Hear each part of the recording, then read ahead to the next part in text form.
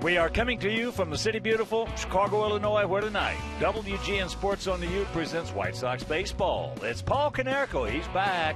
Adam Dunn, A.J. Pierzynski and the Sox as they get set to butt heads with John Farrell's tough, young Toronto Blue Jays. Hi, everybody, and welcome. I'm Ken Harrelson with Steve Stone as we get set to bring you the finale of this three-game set. As you know, the Blue Jays have taken the first two. They won the opener 9-5. It was just a bad ball game. Then last night we were just completely overmatched by Brandon Morrow. He went out there, was very dominating. We lost that game 4-0. So the Sox one game in front now because Cleveland lost to Detroit this afternoon. And on the mound tonight for us, Jake Peavy. We've got our stopper on the mound. Jake Peavy is 6-1. His ERA just over 3. He's been absolutely brilliant this year. He's going to have to be today because this Toronto team, at least in this series, has swung the bat well, hit it well, and found a whole lot of holes. Also, they've hit the ball out of the park, which is not surprising for that team that actually has more home runs than we have. And they've got Henderson Alvarez going to the mound. He's a youngster. He's out of A-ball last year, and he's a sinker baller. Now, he's given up a lot of home runs this year because when the ball doesn't sink, it stays up and goes out of the park. So hopefully today Adam Dunn is feeling good. Paulie's back in the lineup. We've got our offense in high gear again, and we need a win. All right, sit back, relax, and strap it down. White Sox baseball coming your way.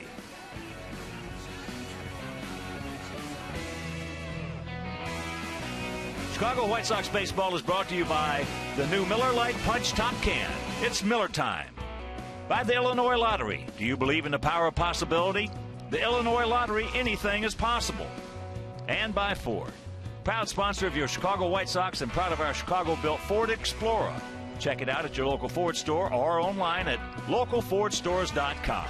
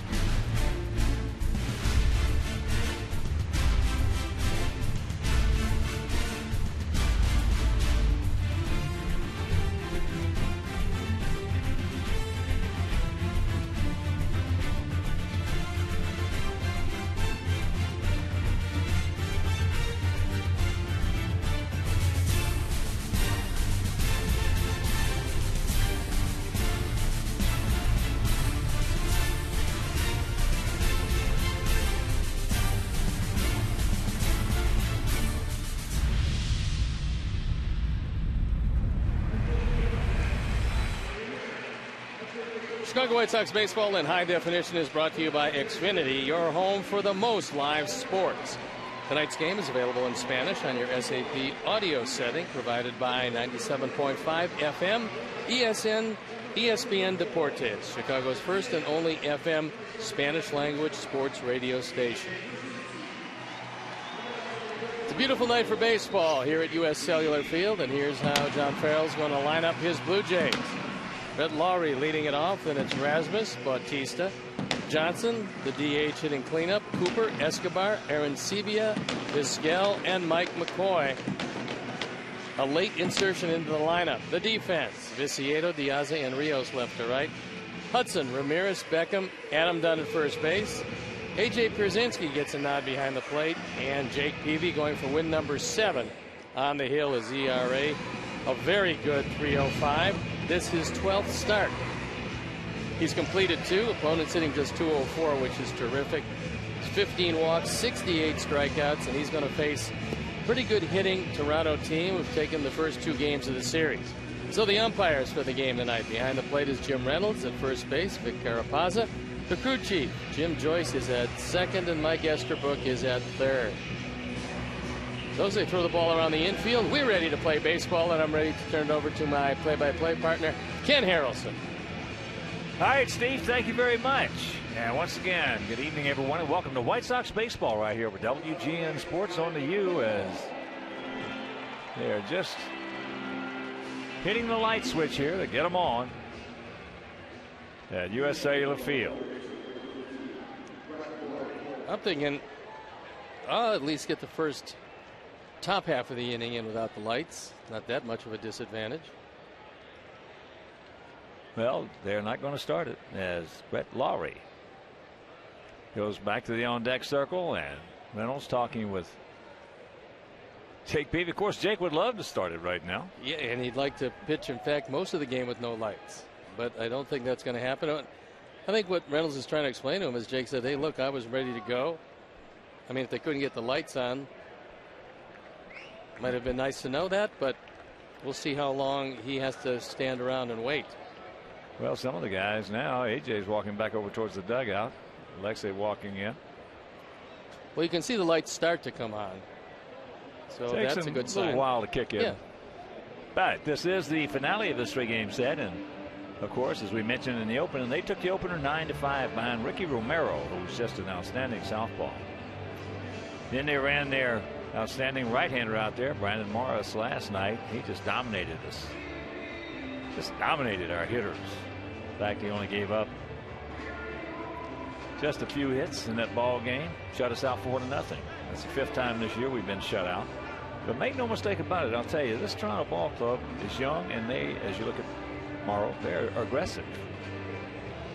They got some young hitters that go up there swinging that bat. And they also can run and hit the ball out of the ballpark. So they're playing in a very tough division. Obviously, the American League East has a lot of thunder.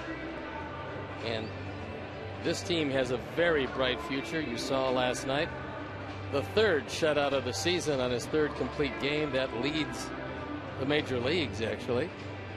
Pretty impressive. Well, they say the new GM Anthopoulos, I have not met him, but they say he and John Farrell are taking this club up and up and up to a new level. Well, what they have is, between the young players in the major leagues, they've got a big gap down to Lansing.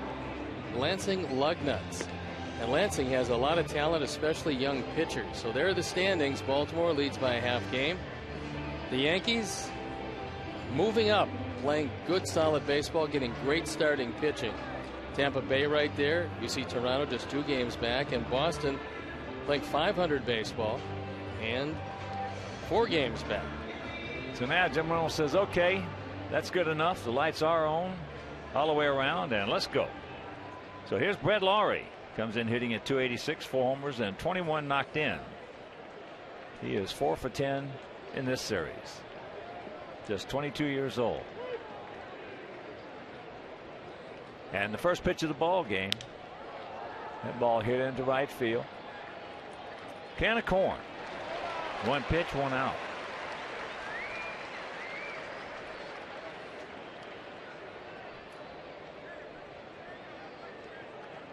Blue Jays come in hitting at .248 as a team with a 4.06 ERA. They are 14-14 on the road and 16-12 at home.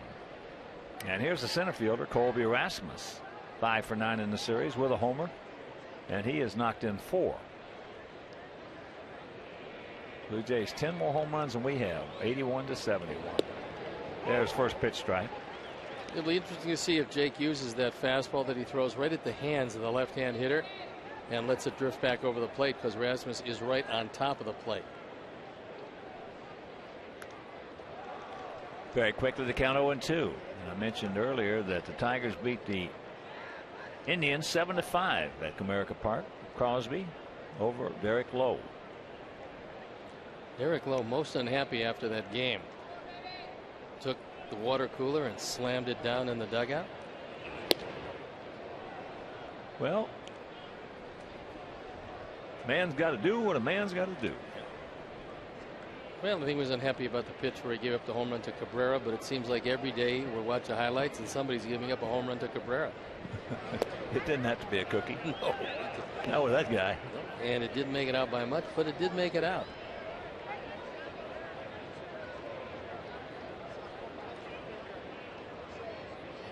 Two and two, the 25-year-old center fielder.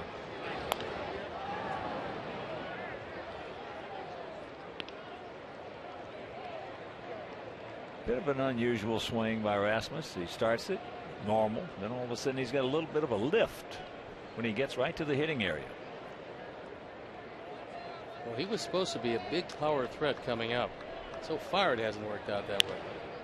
Jammed him, good pitch right there. Ate him up. Gordon. 2 out. Well, I remember when he first came up with the Cardinals, he hit something like a 470-something foot home run. Yeah, strength was not a factor. He's got all kinds of skills. Just didn't work out in St. Louis. There was some personality conflicts. So he's trying to resurrect his career, and he's getting a chance to play every day in Toronto. If you can play with the talent like he has, you can find a spot. So here's Bautista hitting at .228, but he has 15 homers and 40 knocked in.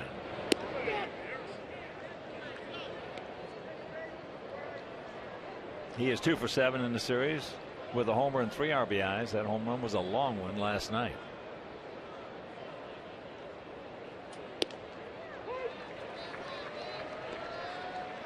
One and one. He has faced Jake 10 times, has 1 hit. How tough is it for him to hit with that raised front foot to get his timing down? Well, he's been doing a pretty good job since he started it. He went from a very mediocre hitter to one of the stars in baseball.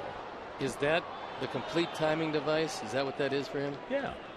That's, of course, the legendary Sadaharu O was the first known guy to get it that high. He played over in Japan and set the record over there, and that's fouled back. And he had the big leg kick, left-handed hitter. Lou Gehrig had a bit of a leg kick, watching the films of him. But it's just really come into vogue, so to speak, as everybody does it. Not everybody, but the majority of guys do it the last 30 years. It keeps you back. The secret is, it's not getting it up, it's getting it down. Getting it down fast enough. Remember when Bob Gibson went over there after they won the World Series in '68, or check that, yeah, in '67 against us, and he faced that Haro. He said, "I knew he got his leg up. I just didn't realize he could get it down that quick." As he got ahead of him and then walks him. For the game today, there was a roster move. Kosuke Fukudome put on the 15-day disabled list, and the contract of Jordan Danks purchased from AAA Charlotte. So the Danks brothers reunited here in Chicago. And here's Kelly Johnson, the DH. Pretty good numbers at AAA, and he's just an exceptional outfielder. Well, he's the best outfielder in our system. He's 25 years old. He's got a ton of talent. He's had some problems with his swing. They tried to adjust it a couple times, which really doesn't bode well for numbers. Well, hopefully he found whatever he was looking for at AAA. He was hitting over 300, so we'll see. Yeah, he's got the talent. That is not the issue. It's just whether it'll come out. Yeah, Jordan was hitting 303, 302, 15 doubles, 8 home runs, 28 RBIs in 57 games.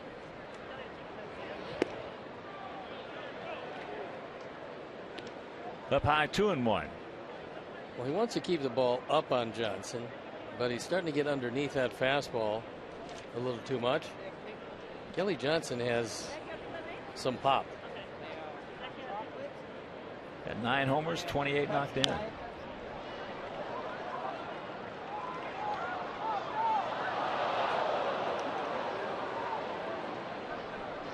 one bounced around like a roulette ball.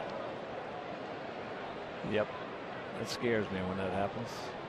Well, people in the upper deck try to grab it, and the people in the lower deck don't see it. Chance of it landing on their heads. He gone. And that'll retire the side. After half inning of play is their guys nothing and our guys coming to bat.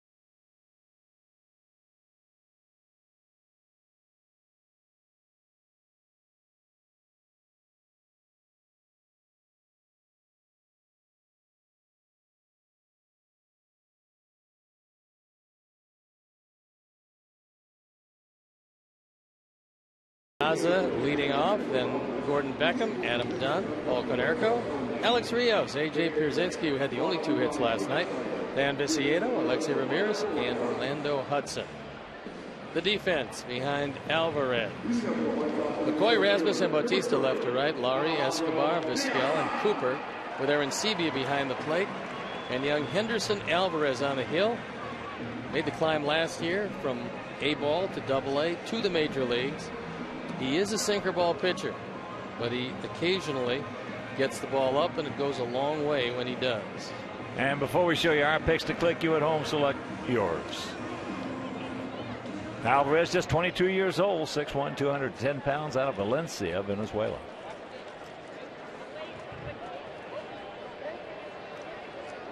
Lowry in on the grass at third.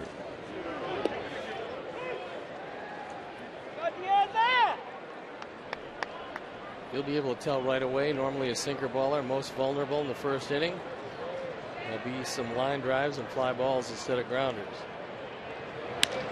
That ball hit hard. Rasmus going to hang up for him. He plays a shallow center field, and he has made some nice catches in this series. Colby Rasmus gets a very good jump on this one. Cuts across. Takes away what could have been 2 bases. And here's Beckham. Gordon hitting at 228, 8 homers and 22 knocked in. Gordon looking for his first hit in this series. He's 0 for 7. Fouls that back. Alvarez leads their staff in giving up home runs. He's given up 12 of them in 72 innings.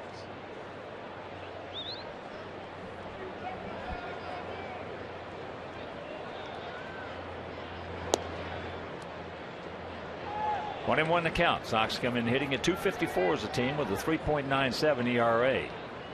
Sox 14 and 16 here at home and 17 and 9 on the road. That's the best road record in the major leagues.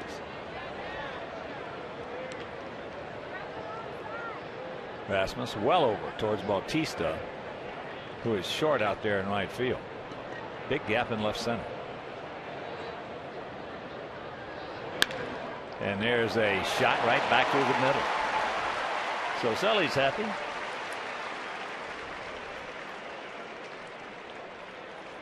And that'll bring up Adam Dunn. Biggin is hitting at .219, 18 homers, 39 driven in. That's a sinker that's way too high, and Gordon hits it by Escobar, who doesn't have the greatest range around, but that ball hit the mound. Looked like for a moment it was going to kick up and he could make the play, but just shot by him. Hit too hard. Yep.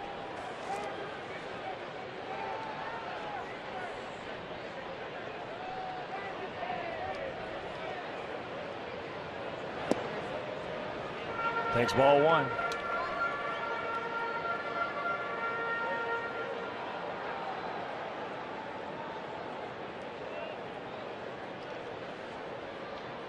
They have a shift on the third baseman. Lowry is in short right field. Last night he was in medium right field. He did not go. Well, we've also seen him in deep right field, essentially because he's got a strong arm. He's got the best range they have in the infield, and that's why they put him into the place where you have to cover the most ground.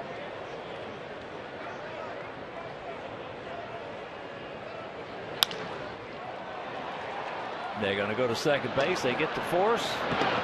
Cannot turn it at first. That'll be a 5-6 fielder's choice.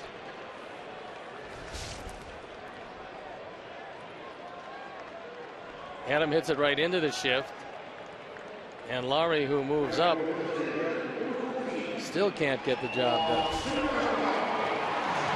Good hustle by the big man as he beats the play. So here's Paulie. Hopefully they flush that chip out of that wrist. Got it into a different position. Paulie hitting at .366, 11 homers and 33 driven in. Takes first pitch strike.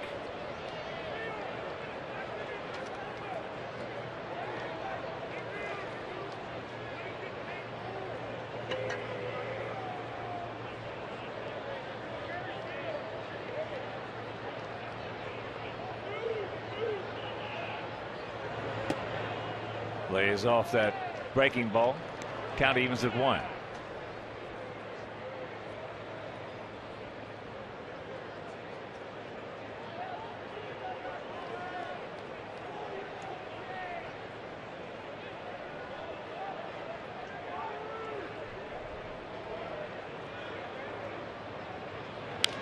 And there's a foul ball. Right now, let's check out our BMW picks to click tonight. Jimangio, our director and the crew, well, they went with Alexei. Steve's going with Adam Dunn. George Thomas, my very good friend down in Elkhart, Indiana. We're going to go with A.J. Pierzynski.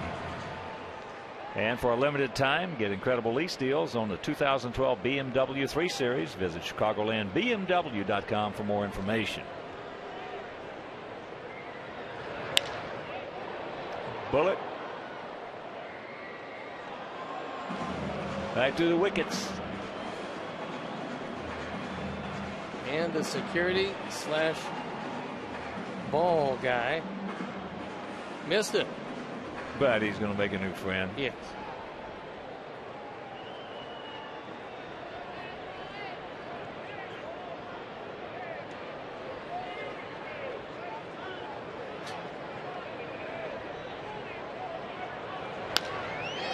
And there's a base hit back to the middle. So the professor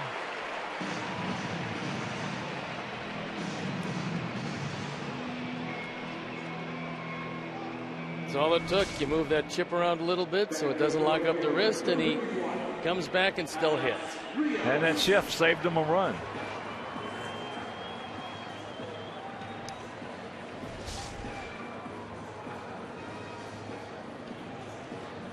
So 2 on 2 out. And here is Alex. Alex at 289, 5 homers and 28 driven in.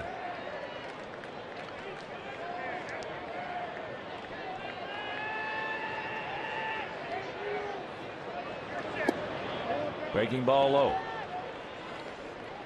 One of the few guys in our lineup that their defense plays exactly straight up.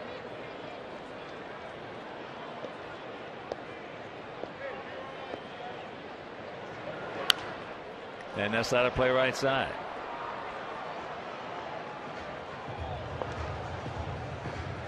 That's what Alex has done. Last 12 games. Starting to really heat it up. 13 runs driven in. There's a couple big ones on the base.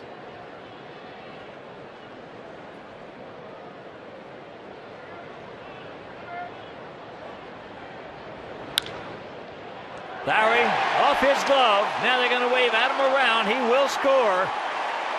As Lowry just gave it an Olay a little bit right there and didn't come up with anything. No, he's going to move in front of that ball and at the very least knock it down. Goes E5, it should, and that's the 9th error of the year for Lowry. This ball's hit hard, but instead of getting in front of it, tries to give it that fancy swipe, comes up with nothing but air. Don't stop now, boys. As here's AJ.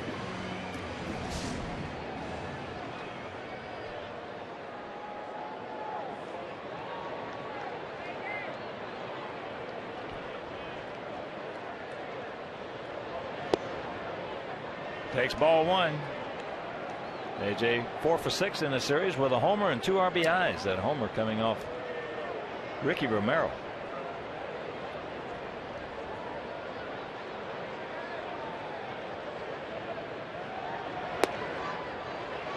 Two and 0.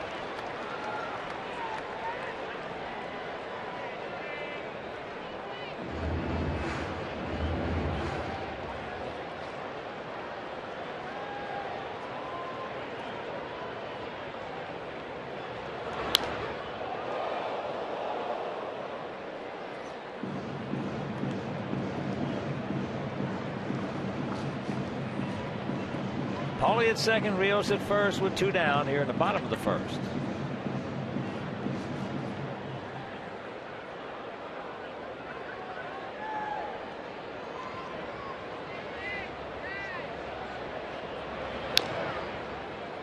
Count evens at 2. Just a beautiful evening here in the city. Beautiful. Mercy. 71 degrees as we speak.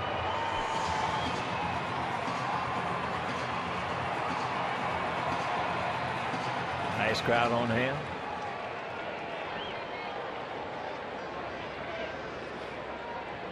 And the 2-2 pitch. Chopper 2 hopper. But we pick up a run. It was unearned. We'll take it. And after one, it is 1-0 Sox.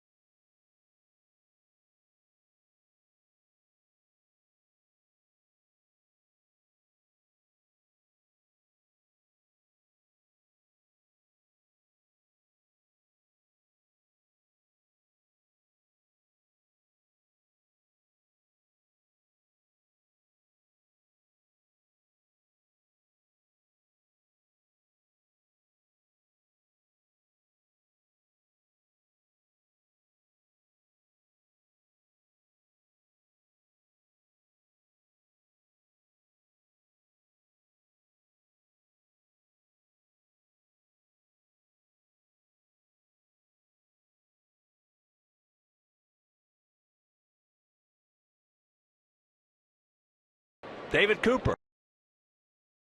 Jake taken for a strike. Cooper 4 for 8 in the series with a homer, and he's knocked in 3, and all he's been doing is just hanging out line drives all over the ballpark. Yeah, that's the most impressive part about the series. There's another line drive, but rope hook. He's been pulling the ball. He's been driving it to left. He hit it out of the ballpark in the bullpen and left, and using the gaps.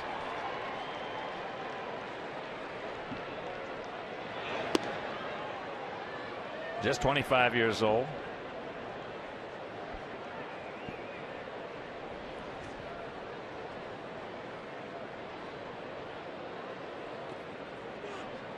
Two and two the count. And here at the ballpark, 330 down the left field line, 335 down the right field line, 375 in the gaps, and 400 straight away center.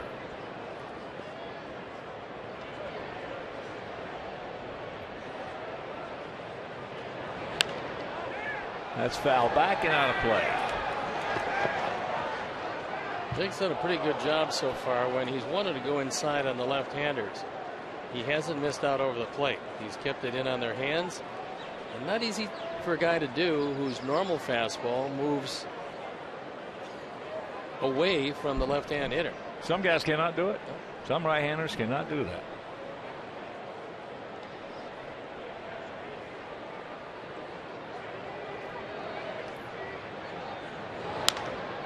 And another base hit.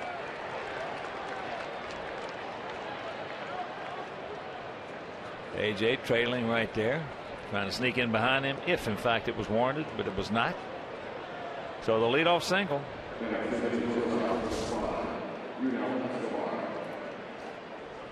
Jake throws a changeup. He keeps it down, and Cooper pretty much takes it off the shoe tops. This is a good pitch, but good pitches get hit. Well, he's swinging a hot bat right now.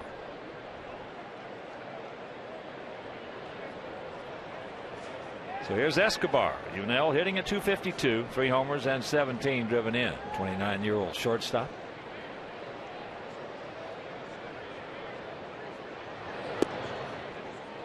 Breaking pitch low and away. Ryan Butterfield going through his set of signs.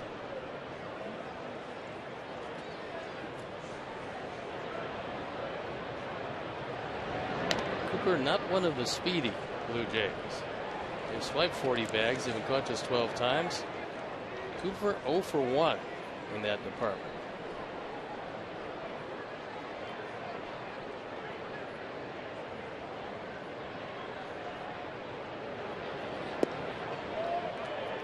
And the count 2-0.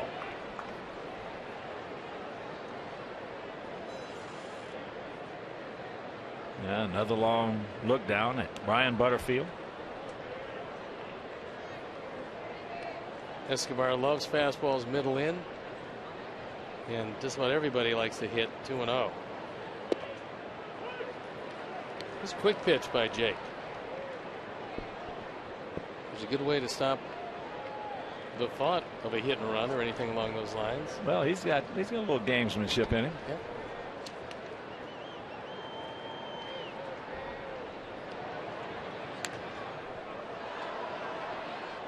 Two and two the count. And we'll send out a big White Sox shout out. And happy birthday.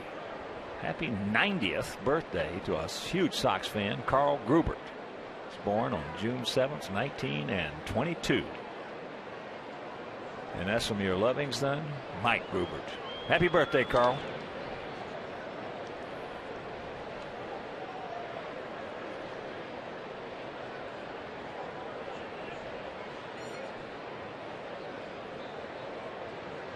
Outfield slightly to the right, gap out there in left center.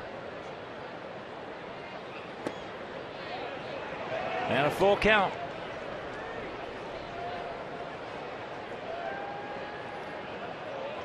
Well, we'll see if John Farrell is in the gambling mode, because it'd be a pretty easy strike him out, throw him out. There you go. And look at this, right off the end of the bat. That's a terrible break. He didn't get much of it. But with Beckham covering, there was nobody home on the right side. And Escobar couldn't have rolled it out there any better. So the hit and run is on. Jake throws a pretty good pitch. And the little squibber finds a hole. Well, the only thing bad about that was going full, because if he wasn't 3-2, he wouldn't have been going. So here is J.P. Arancibia. He's 3 for 10. All 3 hits have been rockets into left field for singles. So trouble brewing right here in the top of the second. Arancibia second on the team in strikeouts. Yet he's only grounded into 2 double plays this year, which is somewhat surprising in 171 at bats.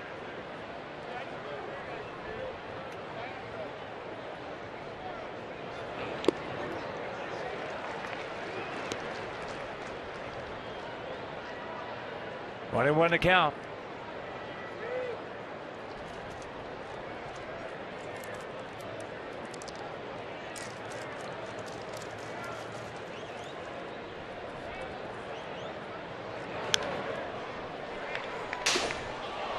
That one was right above your head. Oh, you'd have had that easy. Of course, that one came back with a little hair on it. Yeah, it did.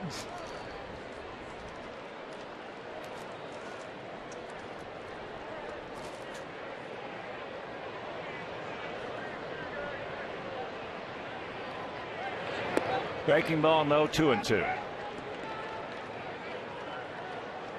Outfield straight away, fairly deep. Hudson over toward the line. Left side playing him as a pull hitter. Take him right here. Don't want to go full again. That's full. So Jake using a lot of pitches once again. This will be number 37. Escobar doesn't have much speed either.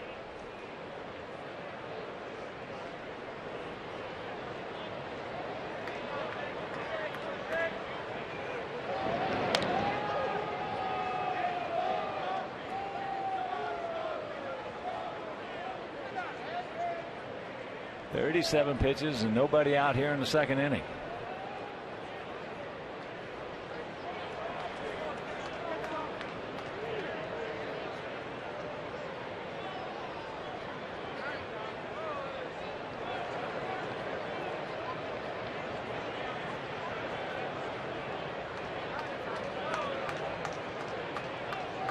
There you go. And big trouble brewing here in the second.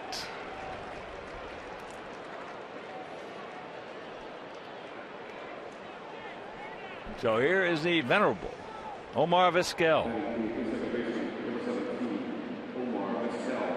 Hitting at .214, no homers. He's driven in 2. He played in the opener and went 0 for 4. In lifetime against Peavy, he's faced him 31 times, has 8 hits. He's a switch hitter, but getting most of his work from the left side, where he's hitting .258 this year. First pitch strike, changeup. Outfield fairly shallow, round toward left and left center.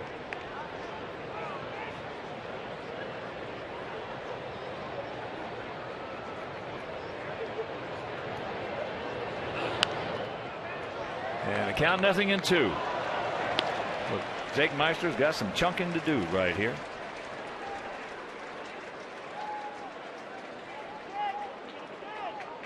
Vizquel does not strike out very much. 2 times in 42 at bats. So when you strike him out, you've accomplished something.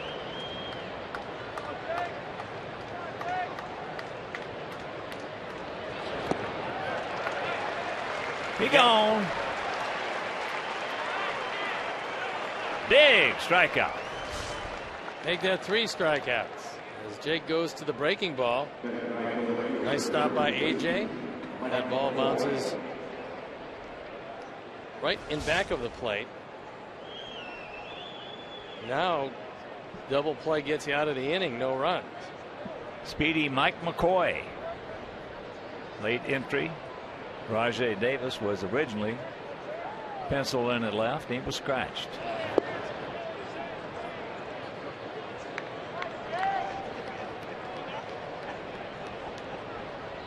Jake, one of the more animated pitchers.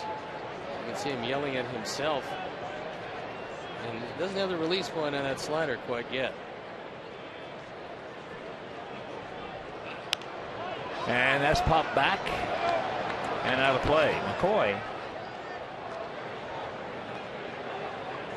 does not have an official at bat.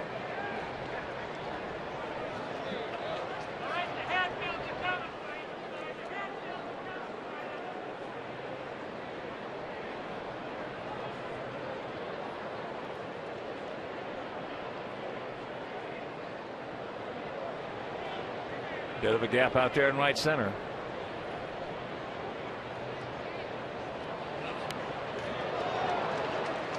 Tries to bunt it. And Cooper was ready down there. It wasn't necessarily a bad idea. It's just that that ball was way out of the zone. If he bunts that ball, it's going to go straight up in the air. It was not a suicide. But no, but Cooper was ready. Yeah, he'd have to lay down a good bunt. So the 1-2.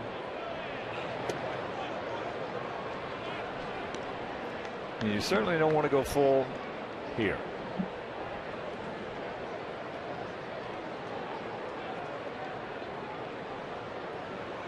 And you just as soon not get to that man.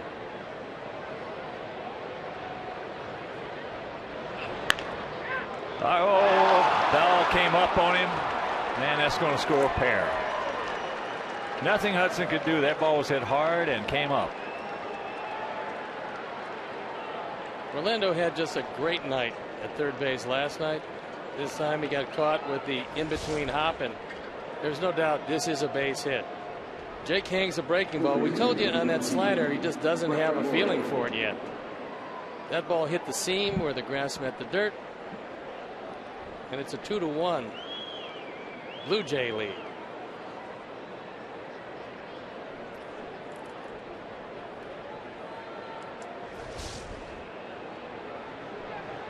So here's Laurie, hit the first pitch of the ball game into right field.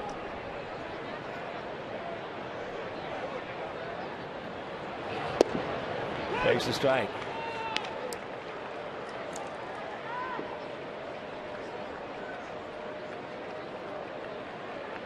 No, that was the perfect double play ball if it takes a normal bounce.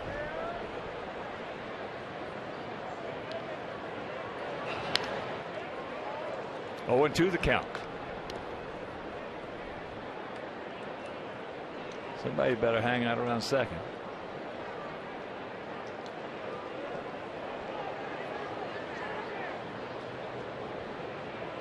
Now Gordon's going to take a couple steps over.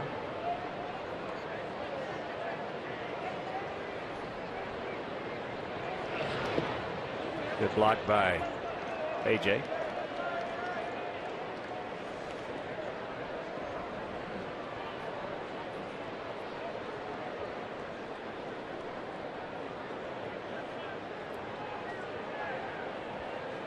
AJ has his fingernails painted.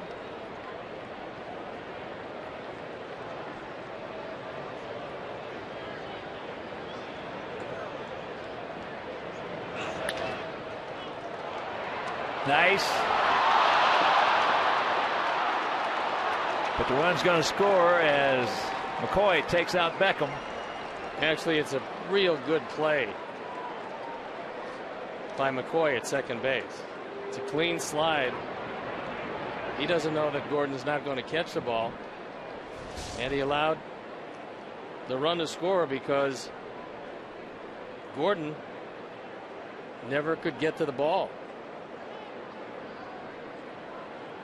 So it's 3-1 with 2 out. We'll check that 1 out and 2 on.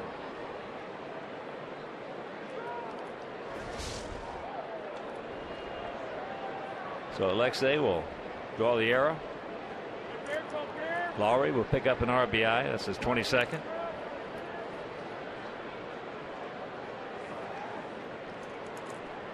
And here's Rasmus. This will be pitch number 50.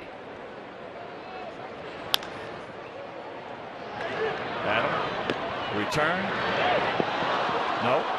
But a good block by Jake, and Hayes might. Oh my goodness! I thought he was going to throw it away. 2 down.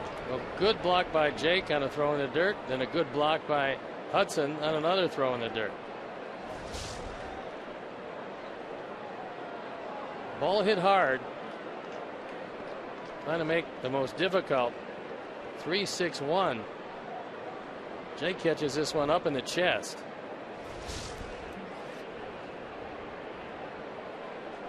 Don Cooper coming out now to just give him a breath.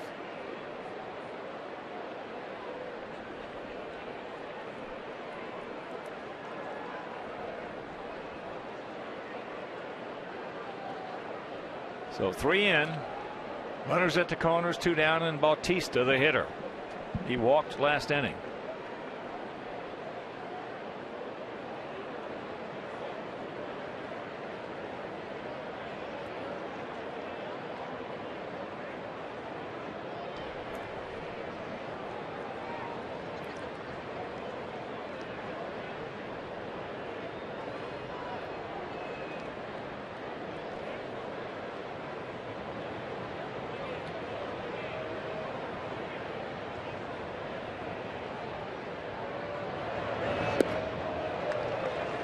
Curveball, and a lot of this caused by going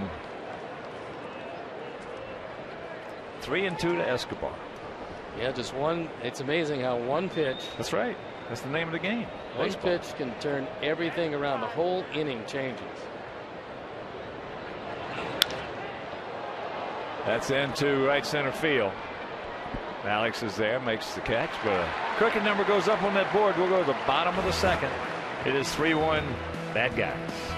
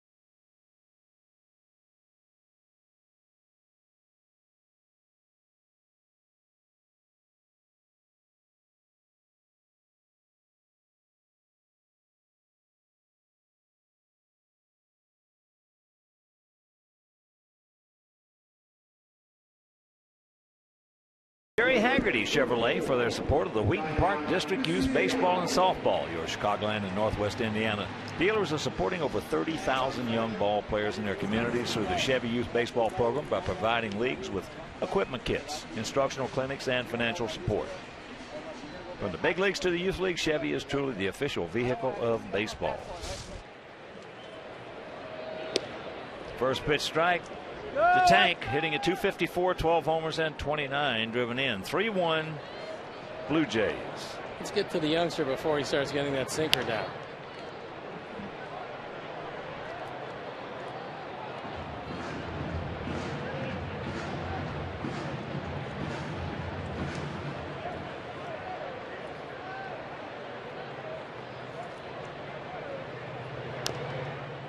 Fouls that one down.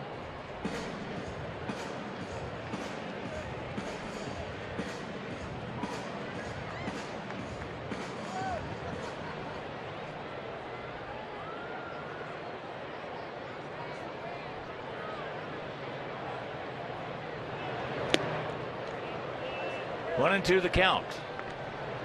They have taken the RBI away from Brett Lowry.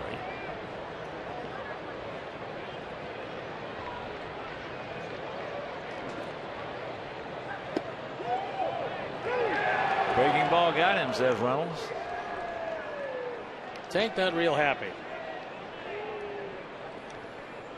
The pitch is close, but on our Xfinity pitch tracks, we'll see that it wasn't there. Good breaking ball. Just didn't have the plate.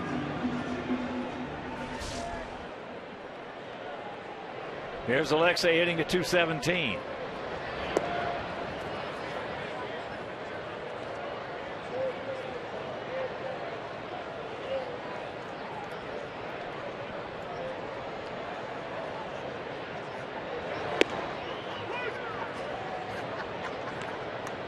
That one at 93, and the count evens at 1. This is the guy we've got to get heated up. Normally about this time he's already there.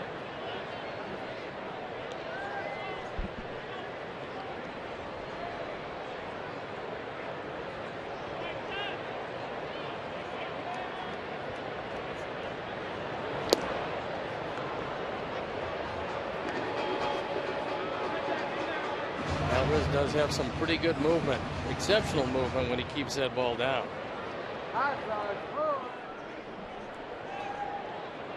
2-2 pitch.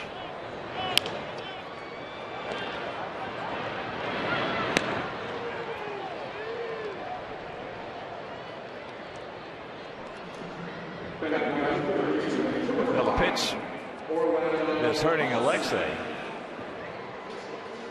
is a pitch that he normally can just absolutely wear out, and that's the fastball. He's not putting his good fastball pitches he gets to hit and play. He's fouling them off, grounding them out, popping them up. And normally it's tough to get inside on him, and they've been doing that.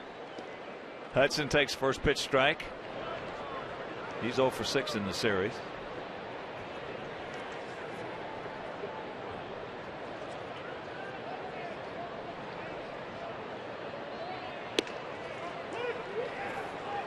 That one on the inside corner. We're going to miss Drew Hutchinson in this series. He's one of the real good young starters on this team. Was a teammate of Chris Sales. So a quick 1-2-3 inning for the 22-year-old right-hander, and he leads it 3-1.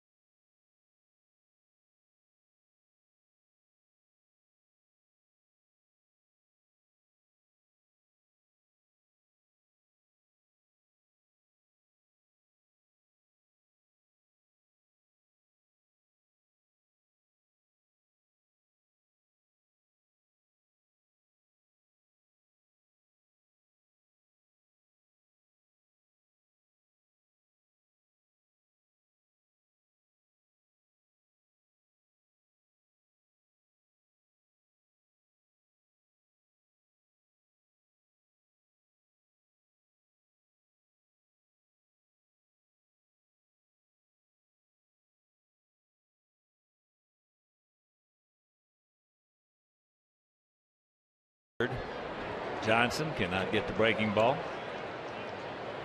Struck out swinging on a changeup. 3-3-1 for their guys. 1-2-1 for our guys. Jake would love to have a low pitch inning here in the third after really laboring in the first two.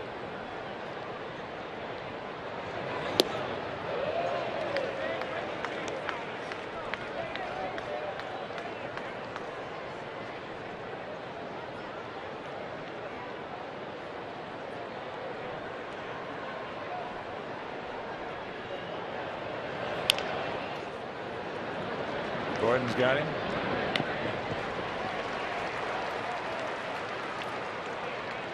Some of you young pitchers out there that don't have good fastballs or good curveballs or any type of slider, probably don't have a changeup, don't think you have a chance, get a knuckleball. R.A. Dickey, the knuckleballer from the New York Mets, now 9-1, beating Washington today. What a start. Here's Cooper. He started off that 3-run second. Yeah, we've discussed it many times. It's always amazed me that nobody has ever taken most of their pitchers in the minor leagues who are in that gray area. That's popped up. And that's out number one. But taking their pitchers who in that great area where they don't think they're probably going to pitch in the big leagues, and taking a Charlie Huff or somebody who threw a knuckleball and teach them. I mean, that would. I mean, it's amazed me that nobody's ever done it. Be the logical way to do it, because you can see a guy's stuff and you know he's not going to make it. He's going to be an organizational pitcher, a double-A guy, a single-A guy, whatever the case may be. There's a strike.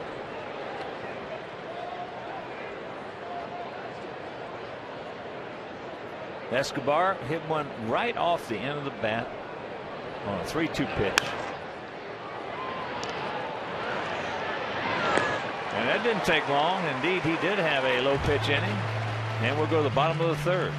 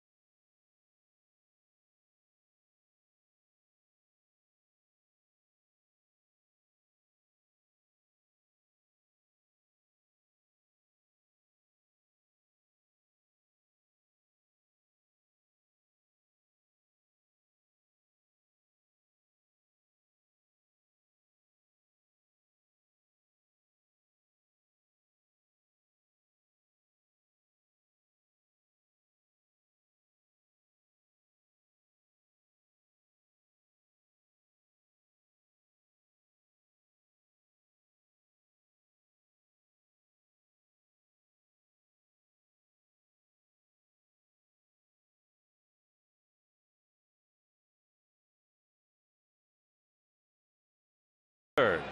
Diaz, Beckham, and Dunn to face Henderson Alvarez. Blue Jays lead it 3-1. First pitch strike.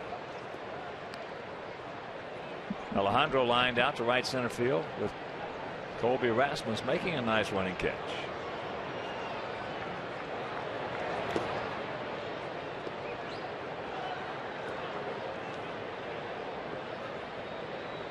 Getting back to the knuckleball, though, back in 1986, Don Drysdale and I talked about that.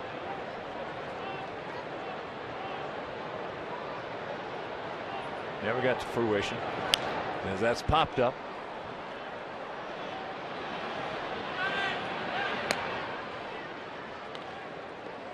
I guess the toughest part would not necessarily being able to get a guy who threw it, but being able to get somebody who could teach it. Because that's... Well, I think it's probably among all your pitches, like sliders, your curveballs, your pre-figure and change. It's probably the easiest pitch to teach. All it is a stiff wrist. That's fouled away by Beckham. And what amazes me more than no clubs trying it is why Charlie Huff or Phil Necro or Joe Necro before his demise didn't start up a school of their own. Well, I remember, and I'm sure you remember also, it was the infielders and outfielders that had the best knuckleballs on the staff. Well, I faced, there is out number 2. I faced the greatest knuckleball in the history of the game, and that was Hoyt Wilhelm. I faced Wilbur Wood a lot. All the knuckleballers of that era, and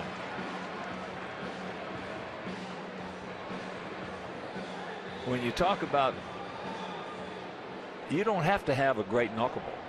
No, just make it move all the time, and just be able to give it some semblance of control. But Hoyt, his knuckleball, his 2-strike knuckleball on 0-2, 1-2, or even 2-2 was devastating. It would move 6 feet.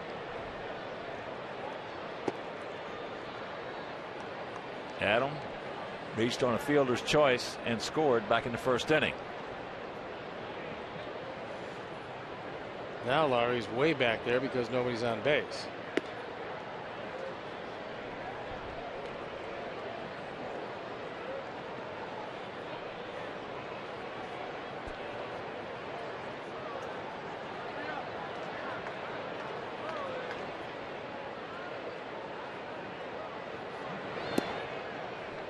I know one thing, not a real good, but a good knuckleballer on your staff can be a staff saver. Look at Wakefield all those years in Boston.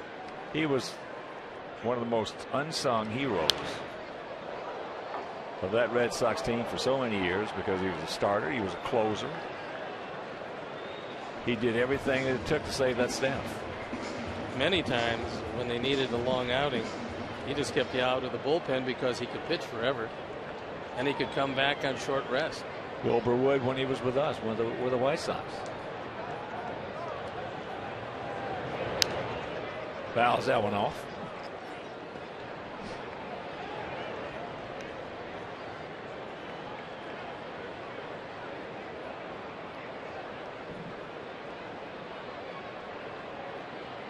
Alvarez has been working, had him done exactly where he wants it, down and out over the plate.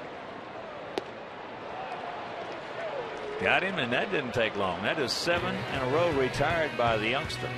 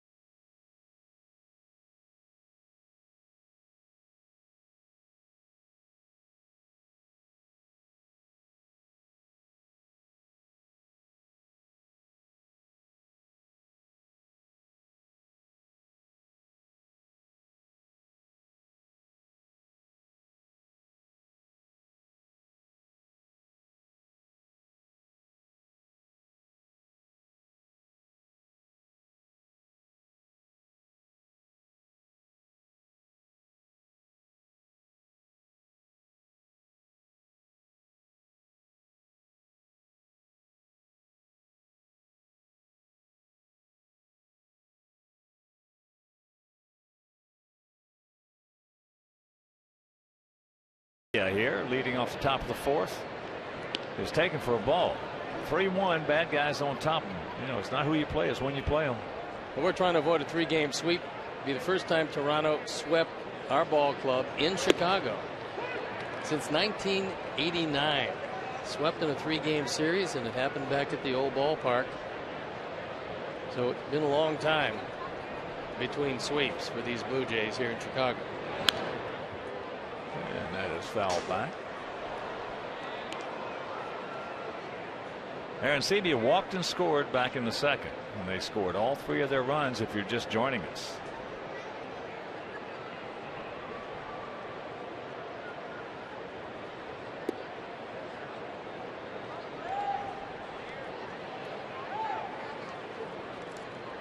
And it was a little squibber right off the end of the bat. Yunel Escobar, and then a bad hop single off the bat of McCoy. It did us in that inning.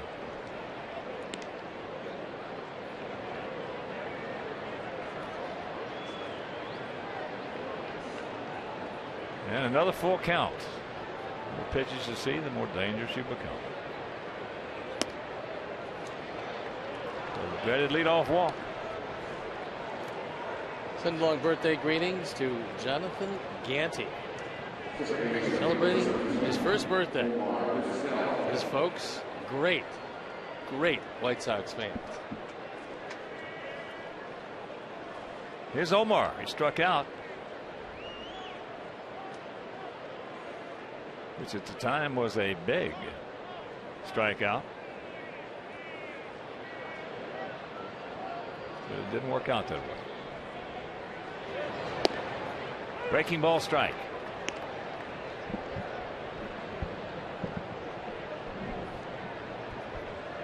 Hudson in close at third, looking for a bunt. Vizquel does that very well.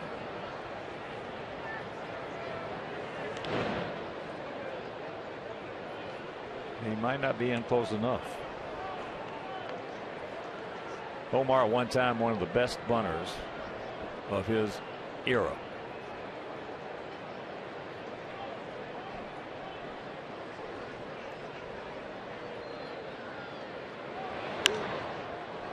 Popped up. Diaza. 1 out. And a reminder, if you're looking for a flexible ticket plan for the season, Sox Pick 7 and Pick 14 plans let you select the games you want, including great matchups like the BP Crosstown Cup Series. The plans start at just $89. So call 312-674-1000 and visit whitesox.com.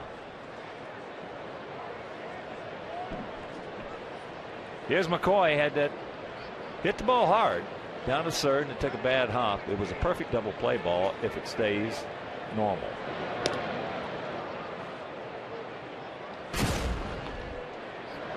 McCoy hit that hanging slider well.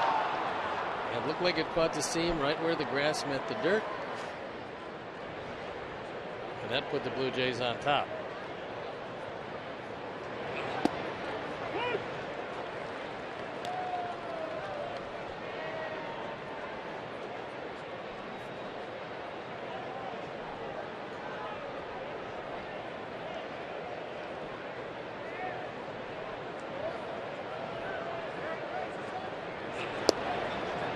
And the count 0-2.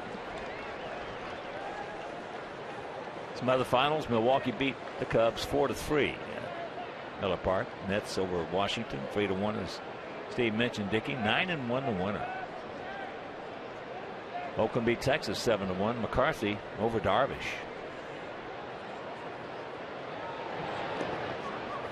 That game today was just about as hard as Hugh Darvish has been hit all year, as the Oaklands battered him around a bit.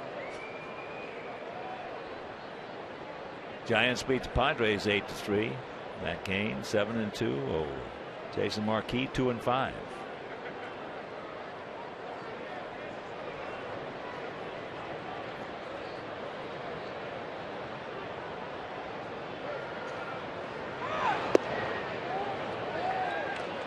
Two and two.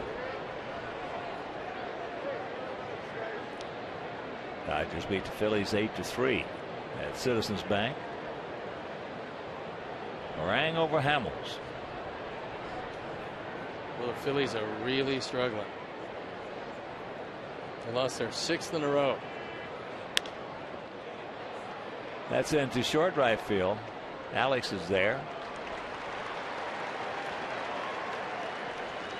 Well, that Tiger victory over Cleveland broke a 5-game losing streak that the Tigers had against the Tribe.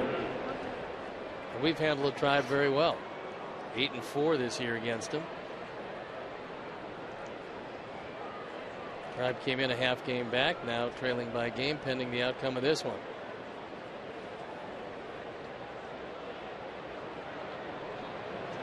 Here's Lowry.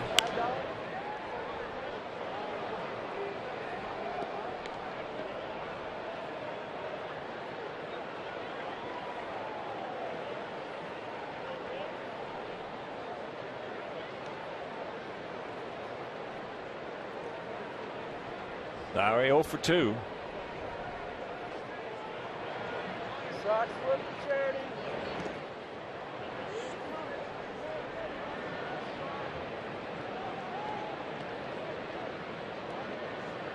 Pittsburgh leading Cincinnati 4-3 at the Great American Ballpark.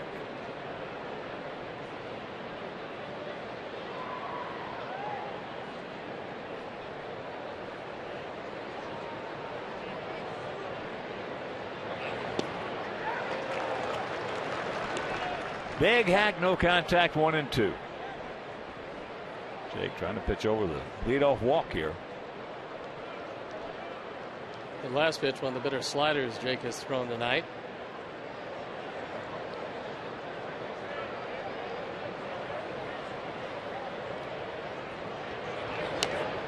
Just got a piece of that one. Bottom of the 4th in the Bronx, Tampa Bay leading 5-1. That's David Price against CC Sabathia.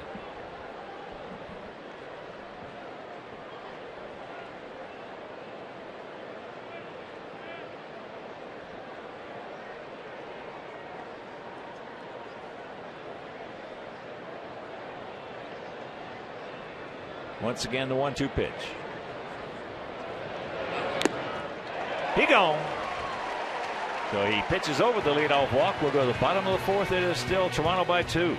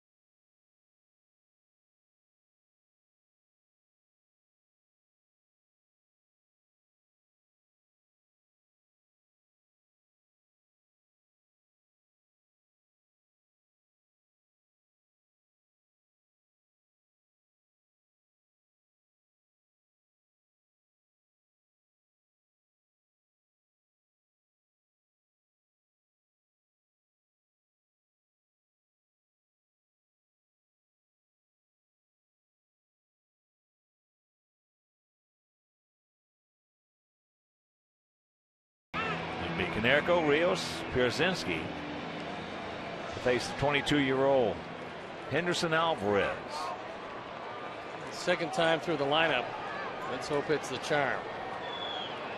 Pauly, sharp single into center his first trip.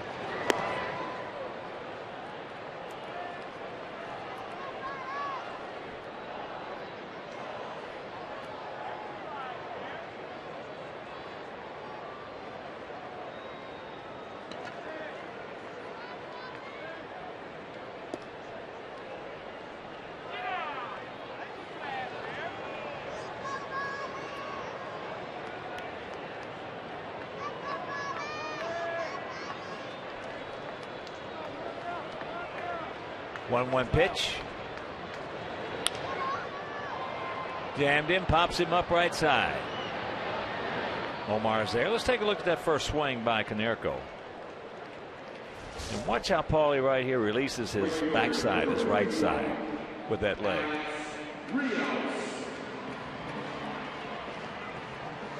See how he does not go for that leg? He releases it, the leg comes up. He does not let his legs take him out of the swing. As here's Rios. He reached on an arrow by Brett Lawrie.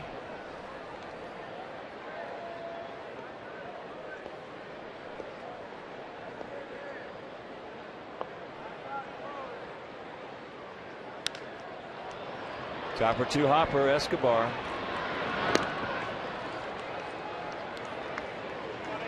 Youngster's got it on cruise control.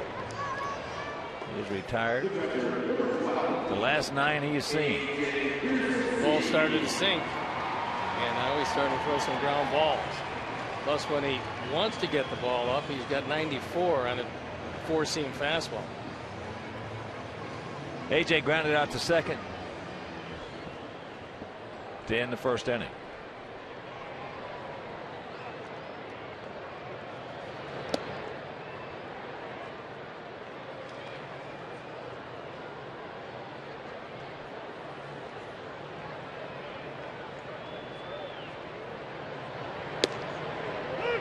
Count evens at 1. Finale of this series starting tomorrow. 3-game set with the Astros. Gavin Floyd against Wandy Rodriguez. So make your plans to be here. On Saturday, Chris Sale against Jordan Lyles. Then on Sunday, in the finale of that series and his homestand, Philip Umber against former Sox right-hander Lucas Harrell.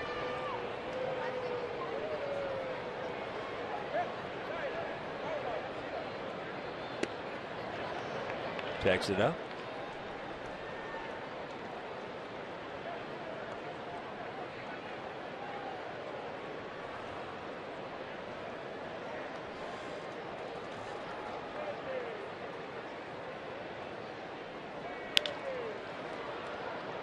And Omar's going to get him. So that is 10 in a row retired by Alvarez.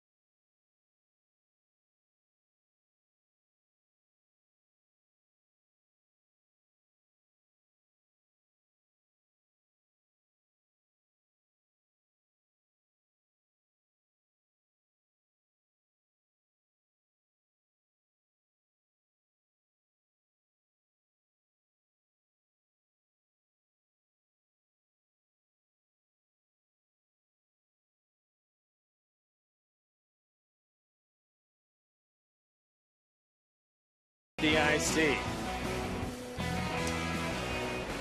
First pitch to Colby Rasmus is taken for a ball. Rasmus has popped the second, hit into a 3-6 fielder's choice.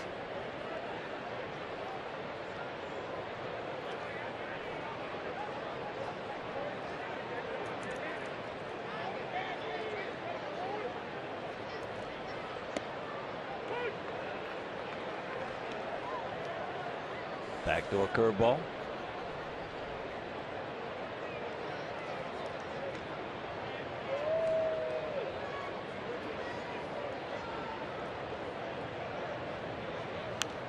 Ah, beautiful pitch right underneath the hands.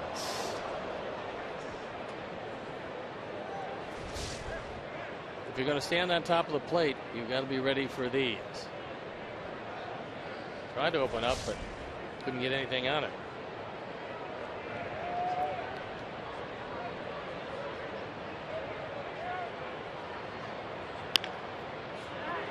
Breaking ball hit hard in the hole. Leadoff man aboard.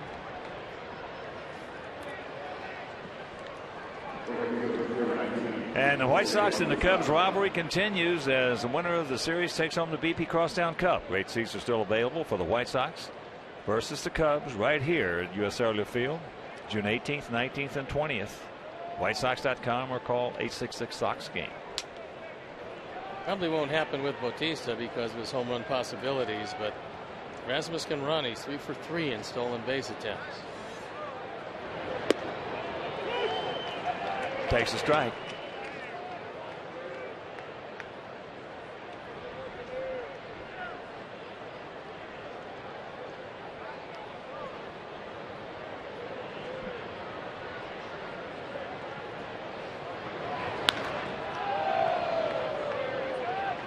And the count 0-2.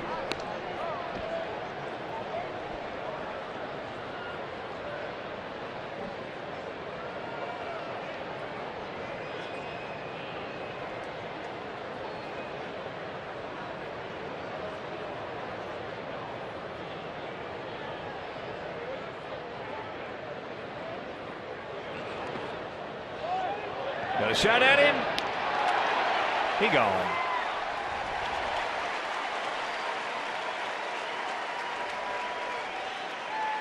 He went into Beckham pretty hard at second base. And we'll see if Gordon is okay.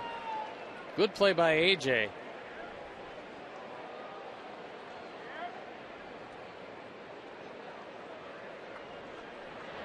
Great block. Timely throw. And it looked like he might have tried to get him with the front foot.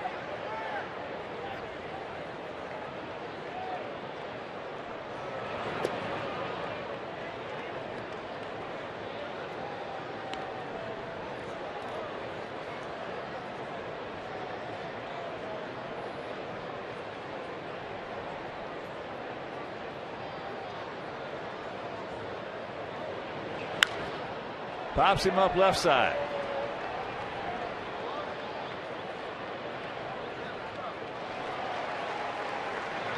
And Jake is not real happy with the positioning of the bat as it's been wheeled toward him. Well, I think that, they've got some guys over there with an edge. Yeah, well, that's fine. Where if you're playing with them, it's fine. If you're playing against them, it's not fine. Well, that's what I mean. As long as you got the baseball in your hand, sometimes that edge will come back to bite you. Johnson has struck out and grounded to second.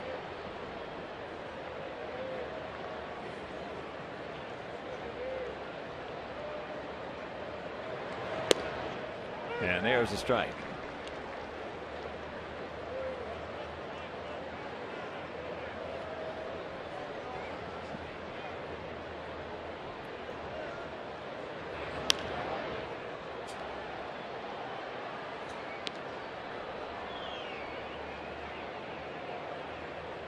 Jake in the process of settling down pretty well after a rocky second inning.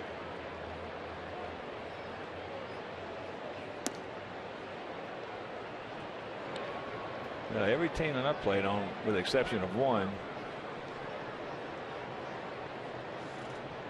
I'll make that 2. At an edge. Full count. Next pitch will be number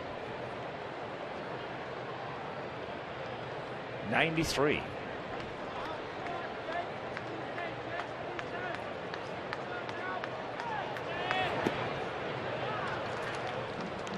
And that's the 4th walk issued by Jake. That brings up David Cooper, who's 1 for 2.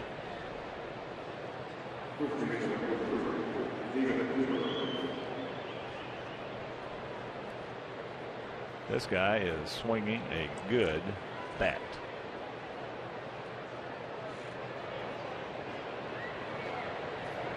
Short and quick. He's also hit every type of pitch our pitchers have tried to throw it.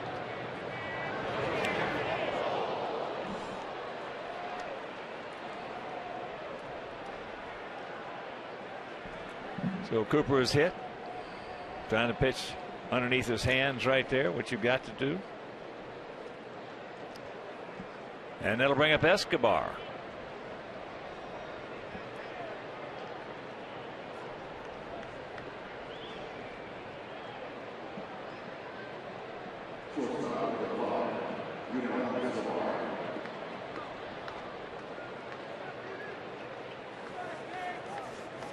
Two on, 2 out.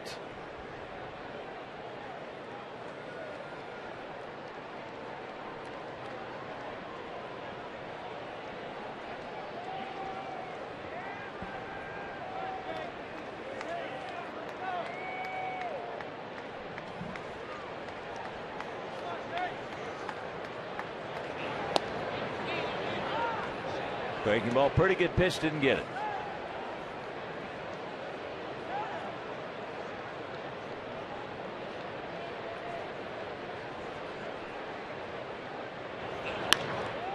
That's popped up right side. We got a man there. Makes the catch. That'll retire the side. So nothing across. We're halfway home, trailing 3-1.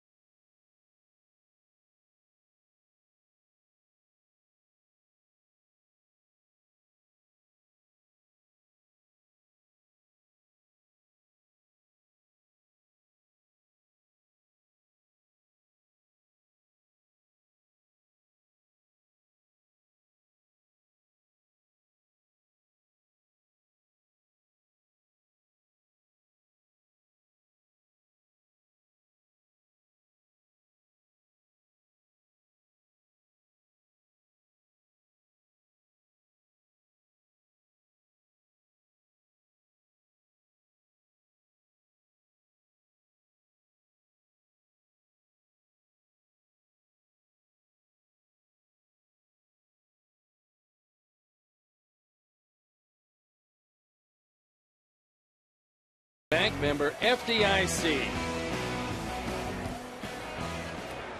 First pitch to Viciedo. Taken inside. And struck out, called out on a breaking ball.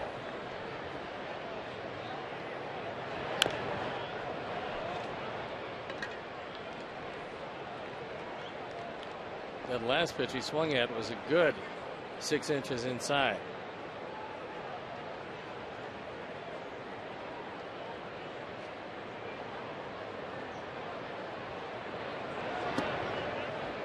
2-1 to count.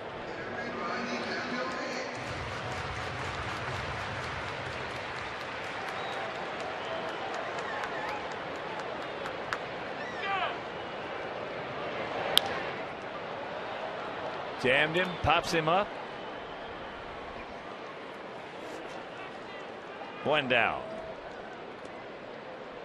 And you can visit participating Chicagoland Great Clips salons by June 8th for the Great Clips Summer Sweepstakes Code. Now, the grand prize winner will throw out the first pitch on Mullet Night, Friday, June 22nd, plus get 4 White Sox game tickets and 4 pregame patio party tickets. That's the Bertucci boys out there. Bobby, Bruno, Anthony, Giggs. Bobby had them all up here. Yeah. Great Clips. It's going to be great.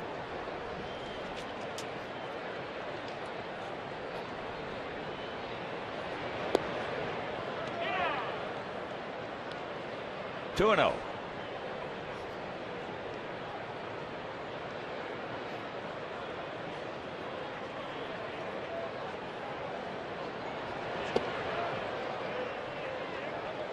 Alexei grounded out to third.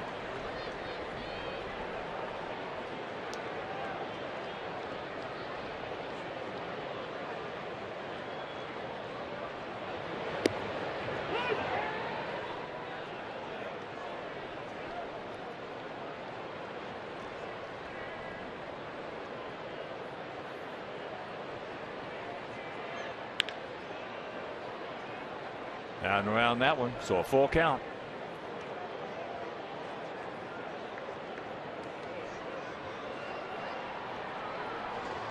Taking some other scores. Red Sox shutting out Baltimore 6-0.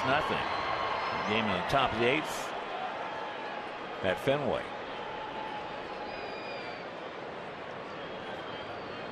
Atlanta leading the Marlins 4-1 down in Miami, top of the 8th.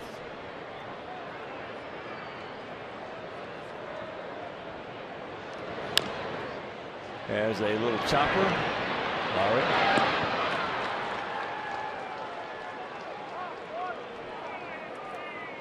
Boy, he's quick. He is quick with some terrific range. He's got a very strong arm, and you can see him just kind of explode. Pretty much cover the whole left side of the infield, except perhaps up the middle by the second base bag.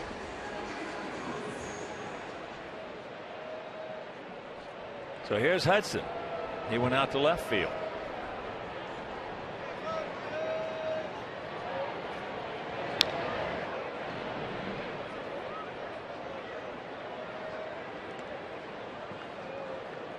After 5 in the Bronx, still 5-1 Tampa Bay. Cincinnati has tied up Pittsburgh at game 4. Tied at 4. Bottom of the 9th inning.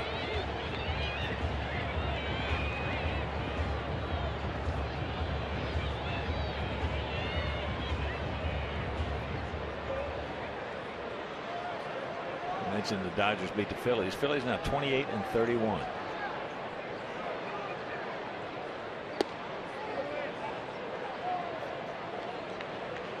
One ball, 2 strikes.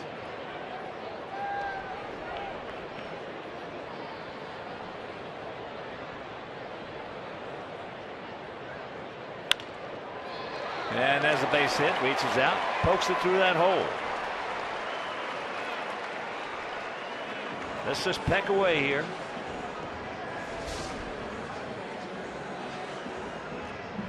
With the exaggerated shift, there was nobody home on the left side. They were playing him up the middle. Lowry was well off the line, but he couldn't get to it.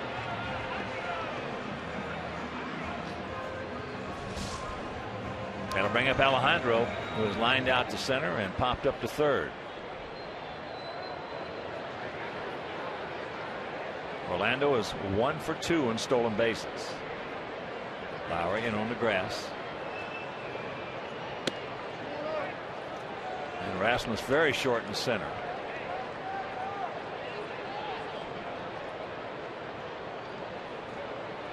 It really could come back to haunt him against Diaz in this game.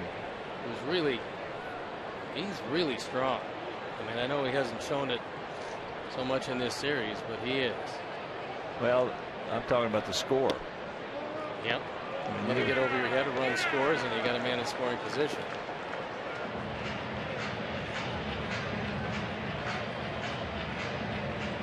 We like to see outfielders who are not afraid to play shallow, but they got to pick their spots.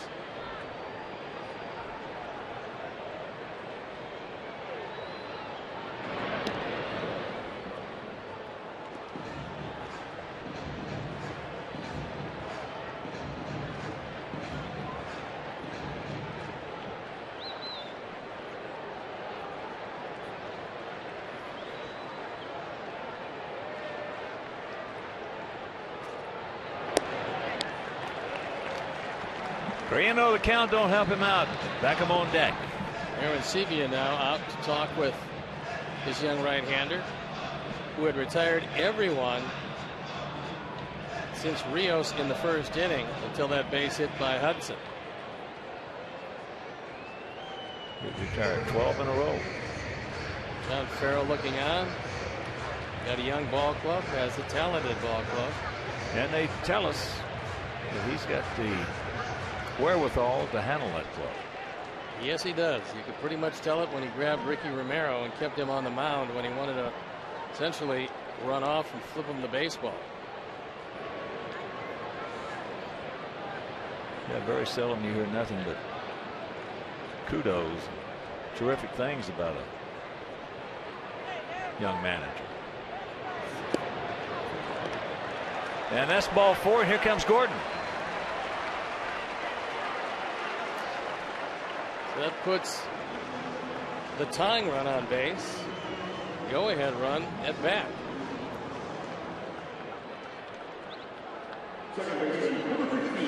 And a reminder, this Saturday, the first 20,000 fans will receive a commemorative 2005 World Series canvas presented by Xfinity. Xfinity, your home for the most live sports. Right here, 2 on 2 out. We trail it by 2.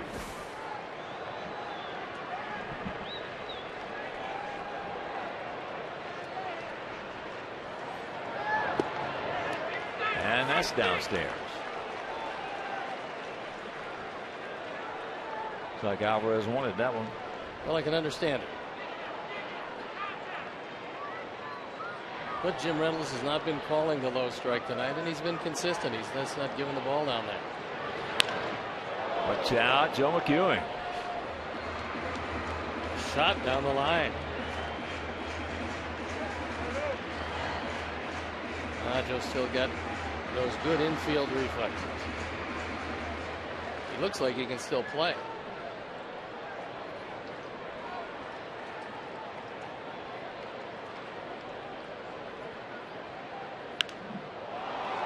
Pops him up.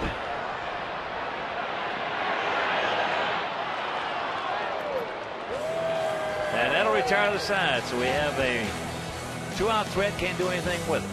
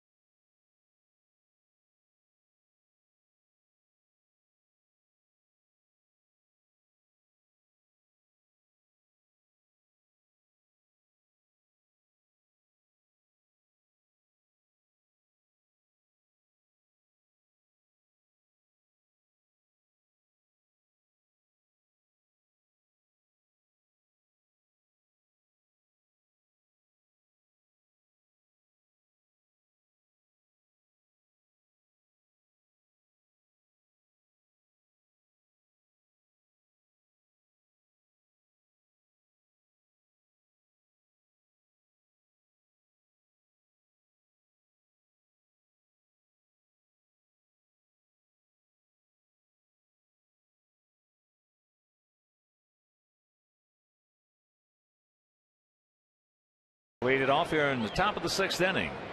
3-4-0 for their guys, 1-4-1 for our guys. First pitch strike. Arancibia has walked twice and scored once.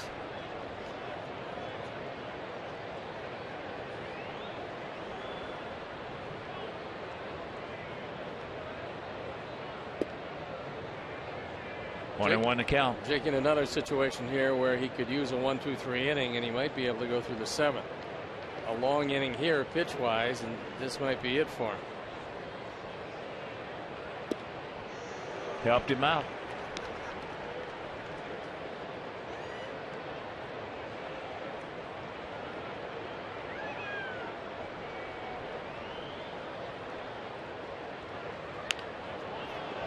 And the count hangs at 1-2.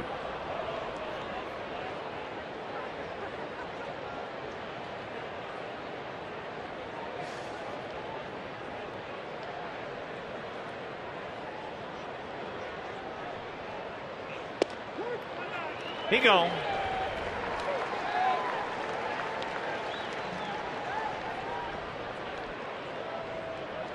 One down. Xfinity pitch tracks. Jake would get that one all night. There would be no hits.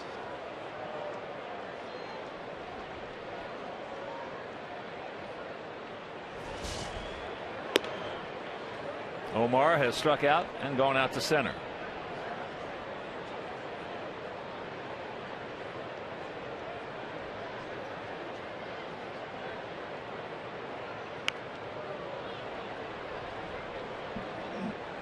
Boy, that Cleveland Ball Club, wow. And they had Roberto Alomar at second, Vizquel. Lofton in center field. That was the best offensive team I've ever seen. They could beat you any way you wanted to get beat.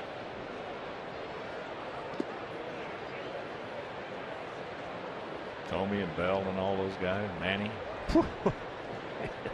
Sandy beyond the plate. Sandy Alomar. They just didn't have the pitching. If they had any pitching, they might have won 3 or 4 world championships.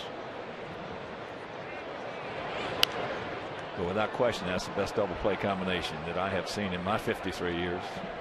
I think they spent 3.5 years together. And they bordered on the spectacular most of the time.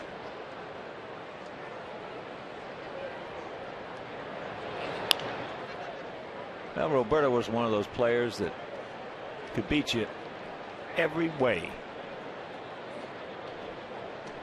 that you didn't want to get beat. He could beat you with a bunt. He could beat you with his speed. He could beat you with his glove. He could beat you with home runs. Every way. That's popped up. 2 down.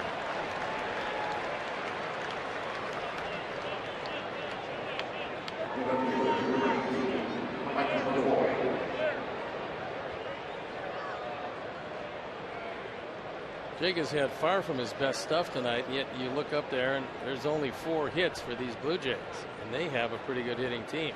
Well, that bad hop and that little squibber. The 2 pitches that got him in trouble, especially that squibber.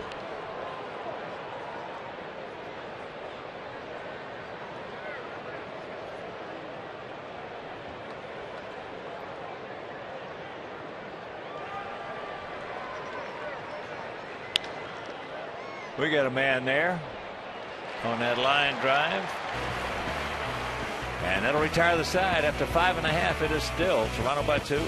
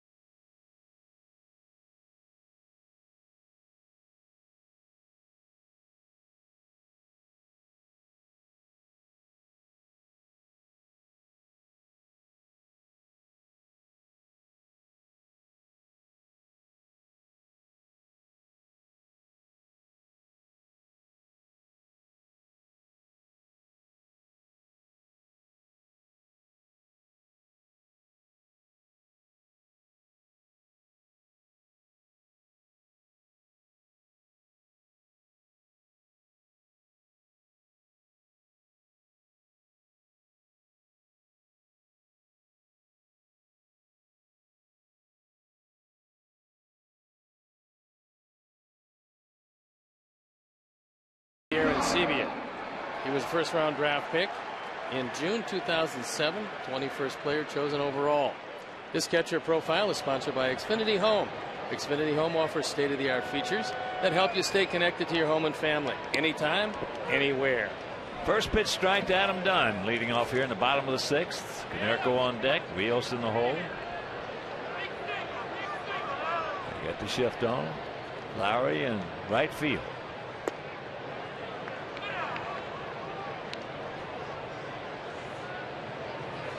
Lefty going to shift. And they're doing it. They are in full shift. Like in golf, if you're going to lay up, lay up.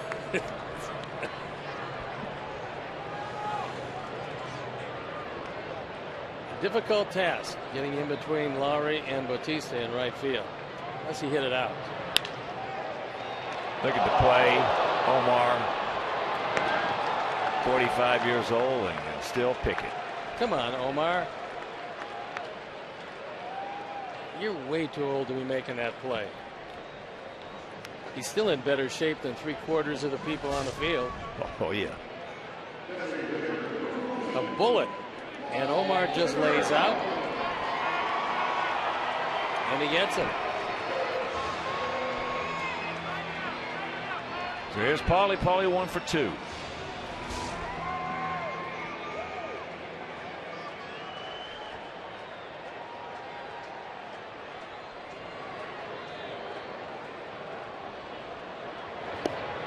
Breaking ball strike.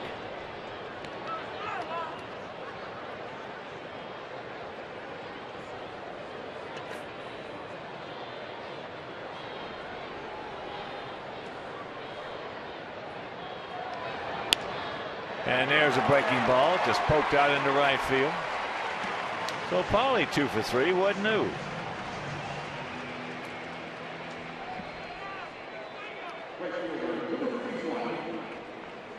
In the first inning, in what originally was called E5, Alex Rios drives home a run, and they change it to a base hit. See what's possible with AT&T Uverse TV and AT&T high-speed internet. Rethink possible. So Alex 1 for 2. Ball gets through. Pick him up, Alex. AJ on deck.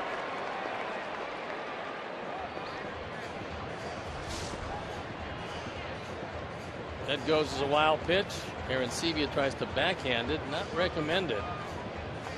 And for Alvarez, his second wild pitch of the year.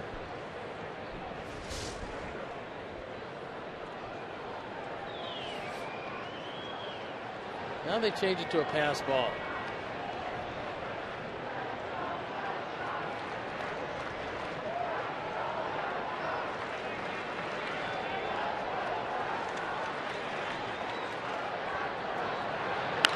Ball hit high, stretch. McCoy back, looks up, you can put it on the board. Yeah. 2-run homer by Alex Rios, and this game is tied at 3. Mercy. All the runs driven in by Alex Rios. McCoy went back to the wall, thought he had a shot at it.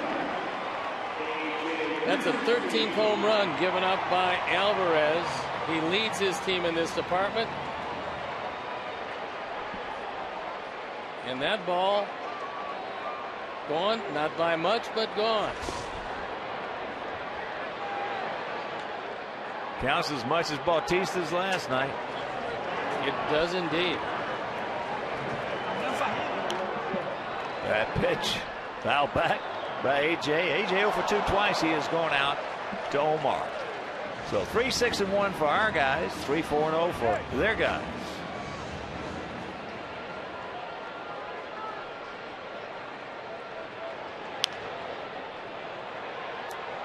1-2 the count.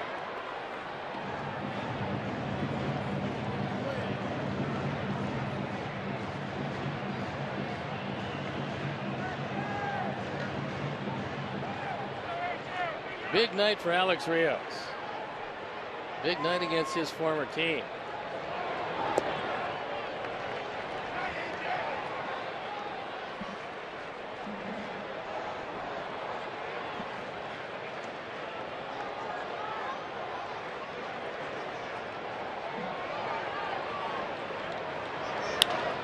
And that ball's hit, sucked up by Cooper. Good feed to Henderson Alvarez. And that is out number 2.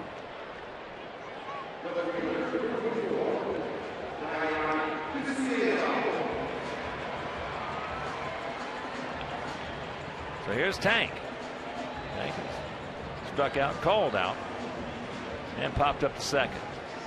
6th home run of the year. 31st driven in by Alex. And of course, with that home run by Alex, the Alex Nellius family will donate $100 to White Sox charities for every Sox homer hit throughout the course of the season. That is number 72, so $7,200 donated by Alex Nellius in loving memory of Ursula. Cooper once again. But the 2-run homer by Alex Rios will go to the 7th, tied at 3.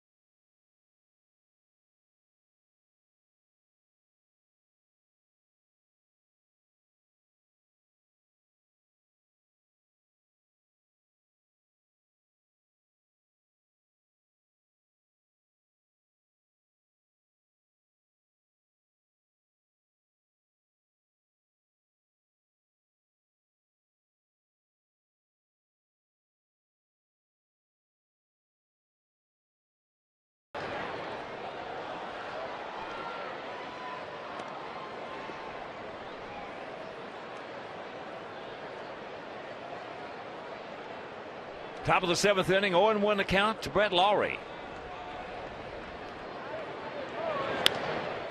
And count 0-2. This pitch to Rios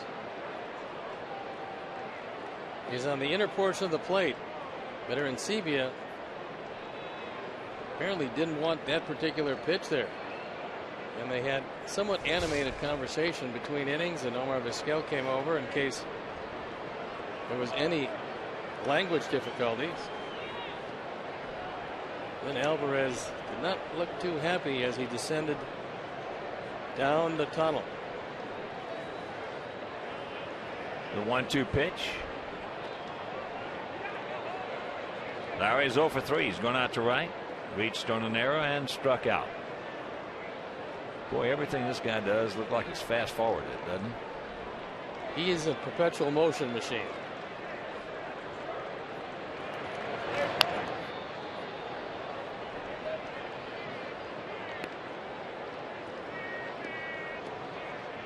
First game of the series, Lawrie and Rasmus had 8 hits between them. Rasmus with 5 of them.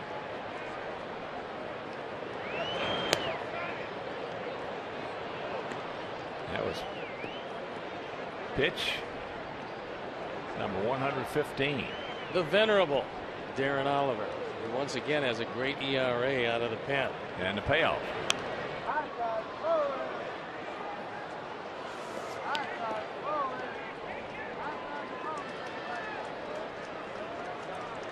Lowry's walked 8 times in 209 at bats.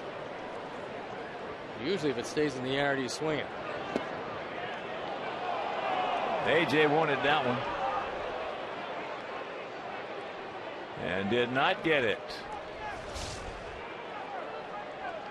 Pitch tracks will show you that it was off the corner, but that pitch has been called a couple times. Didn't get called that time, and Robin comes out at the 117 pitch mark, and I believe that's going to be it for Jake.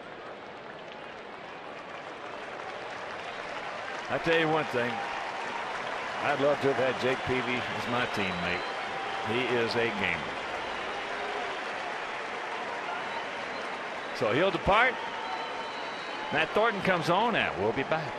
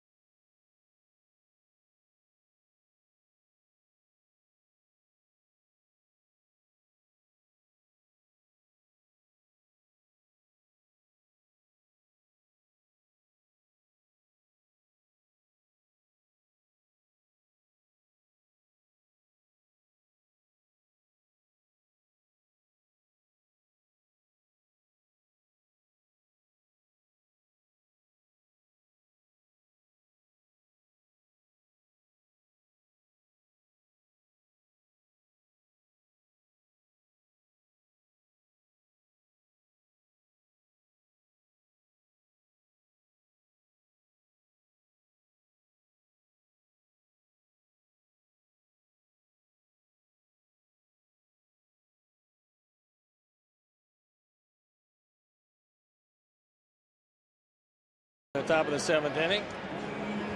It's a 3-3 tie. The go-ahead run at first base. Nobody out. Thornton at 2-3. ERA 3.42 out for the 29th time.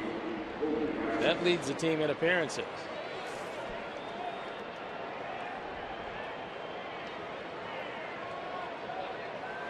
So here's Rasmus. 1 for 3.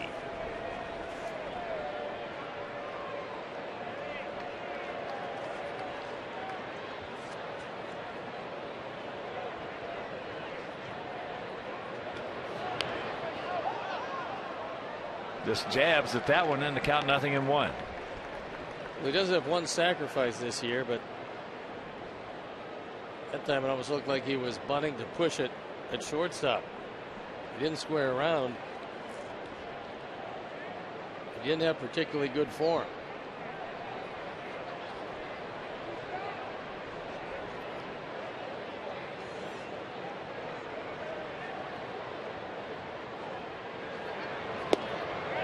Oh, 0-2 the count.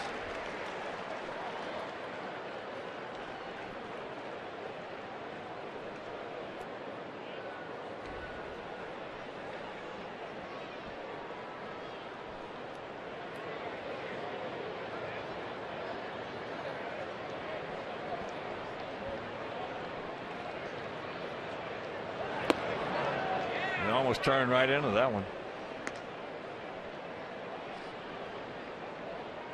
Looked like a replay of last night, only this one with about 10 more miles an hour on it.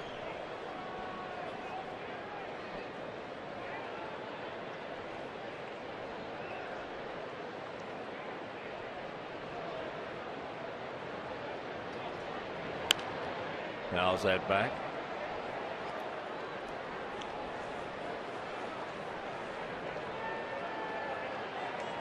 Just watching Lowry at first.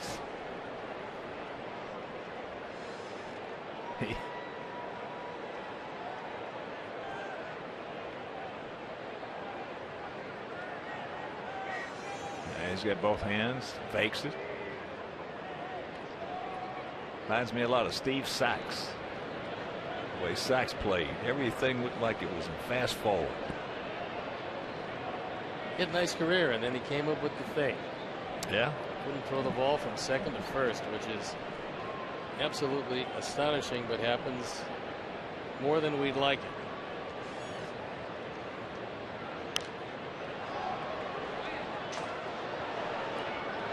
Count hangs at 1-2.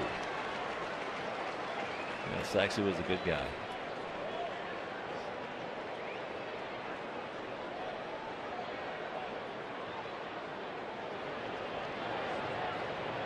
Now field about equidistant, spread out.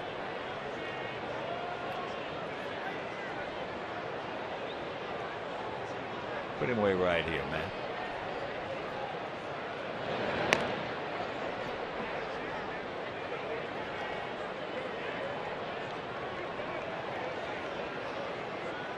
Top of the 7th and a 3-3 tie with the leadoff man aboard.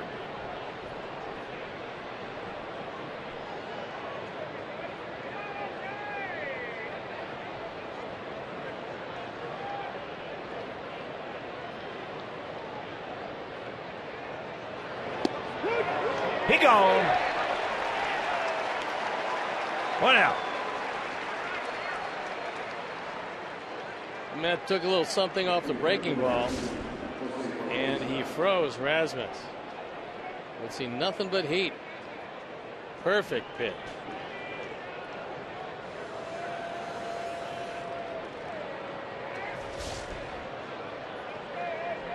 That'll bring up Bautista, who has walked, gone out to right, and popped to short. And it was a major league pop up.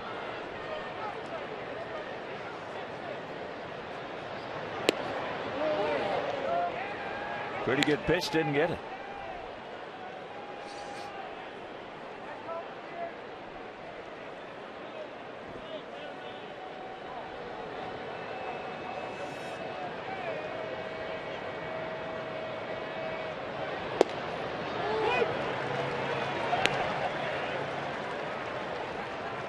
One to count.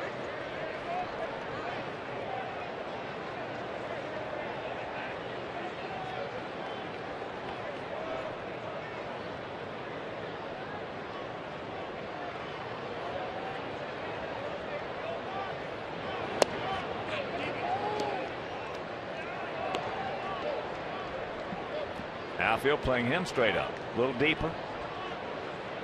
Bit of a gap out there in left center.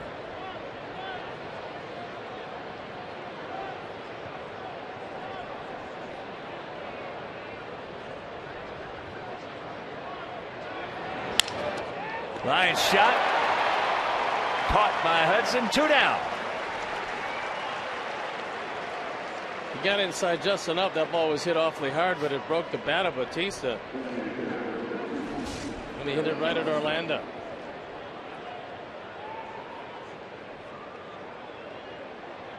That'll bring up Kelly Johnson. 2 feet higher, and it's an untied game.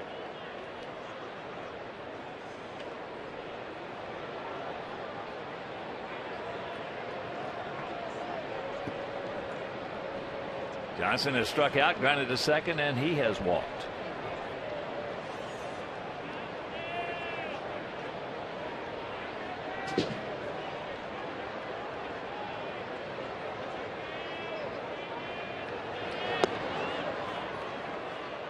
Checks it up and takes ball 1. Just tuning in, Sox with a run in the first. Blue Jays got their 3 in the second.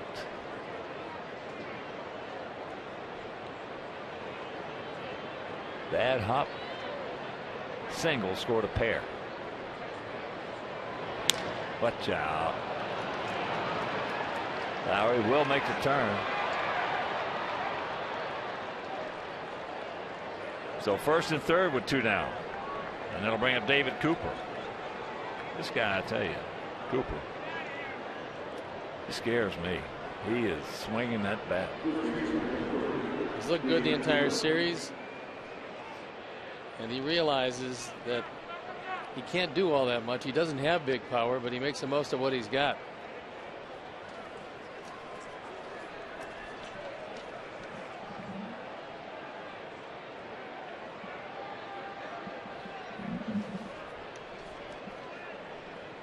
You get a guy short and sweet, short, quick. Yeah, he's dangerous. That ball hit hard in the center field. Diaza, he's there. So that's a hang whoop'em for Cooper. Meanwhile, 7th inning stretch, tied at 3.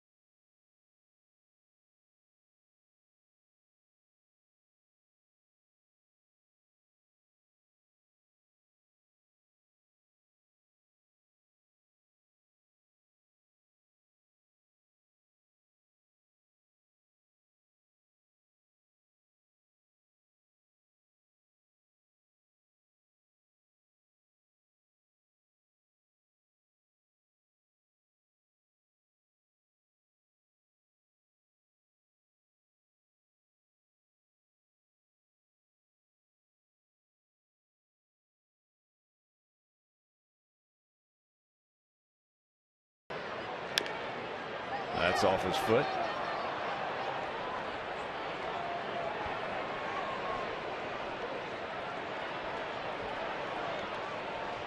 Double barrel action in the bullpen for our Sox, as Alvarez has thrown 95 of them.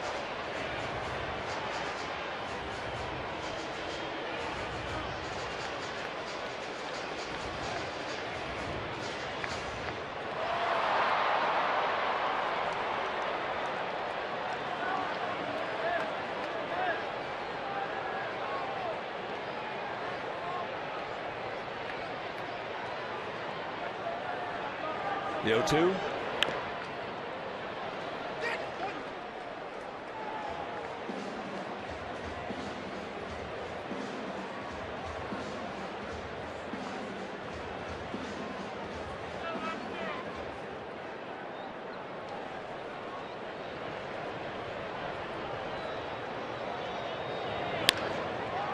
That ball hit to right field. Bautista. So 1 out. And you can get your tickets now to win a 2012 White Sox Smart Passion Coupe. A beautiful little vehicle. Tickets are available at USA Field and at WhiteSox.com. The proceeds benefit White Sox charities. The Chicago White Sox charities would like to thank Smart of Orland Park for their very generous donation.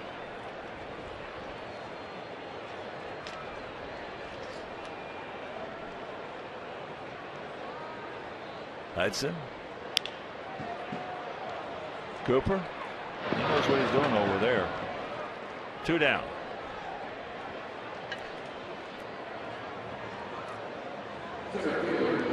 Also a reminder, the Hooters is the official road game restaurant of our White Sox. So come in any Chicagoland area Hooters when our Sox are on the road to catch the games on their HD TVs and enjoy great Miller beer features. Hooters, the original wing joint.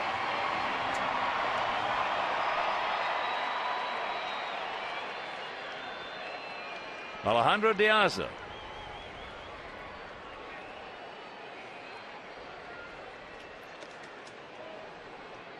Dave, you got to like what you see in this 22-year-old right-hander out there. They've got a chance to have just an excellent young pitching staff. This kid's aggressive. That was the 100th pitch.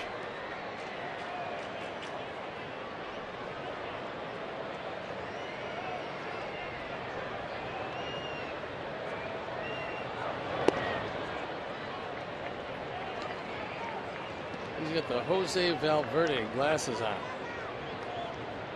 Francisco Rodriguez has the same kind.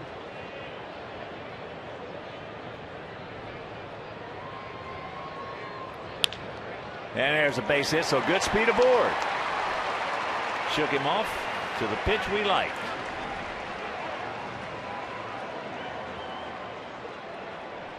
He shook him off to a high sinker. That's exactly what he did.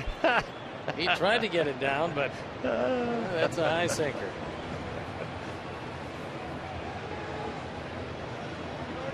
Alejandro on base 2 more times, helping that on base percentage and representing the go-ahead run.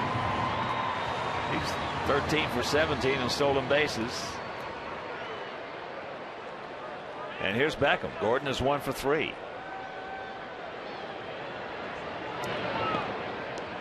Alejandro with an on-base percentage now over 380.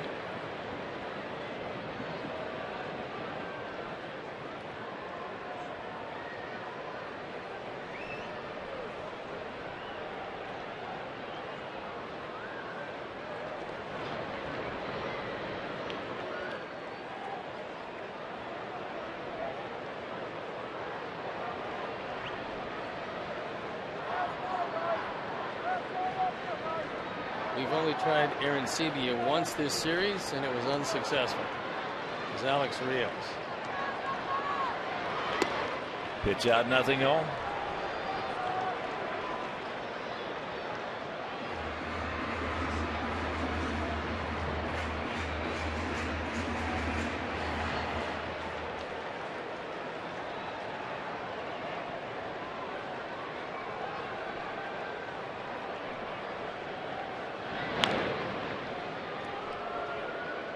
And Pittsburgh has just defeated Cincinnati.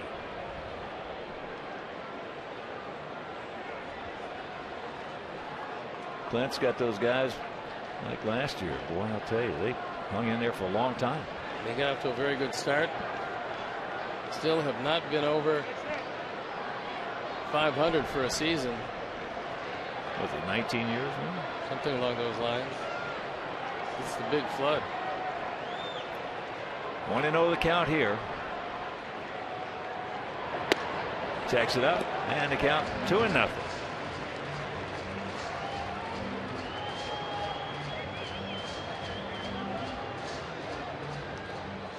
Well, Aroldis Chapman lost that game, and the news has to be because he lost it. He had to give up his first run of the year tonight.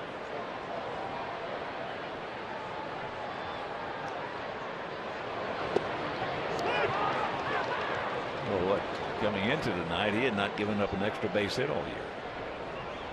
Well, his ERA ballooned to .30.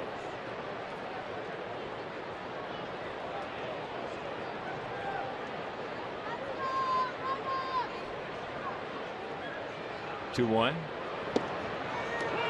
Count evens at 2.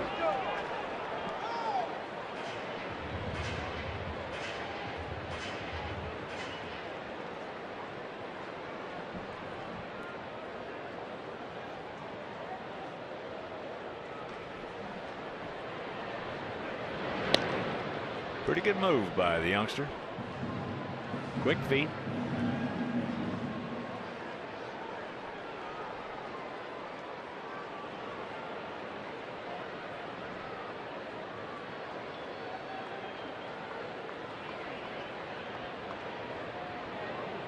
There he goes. Backhanded right over the top. He's got a gun. And that'll take us out of the 7th. We'll go to the 8th. Still tied at 3.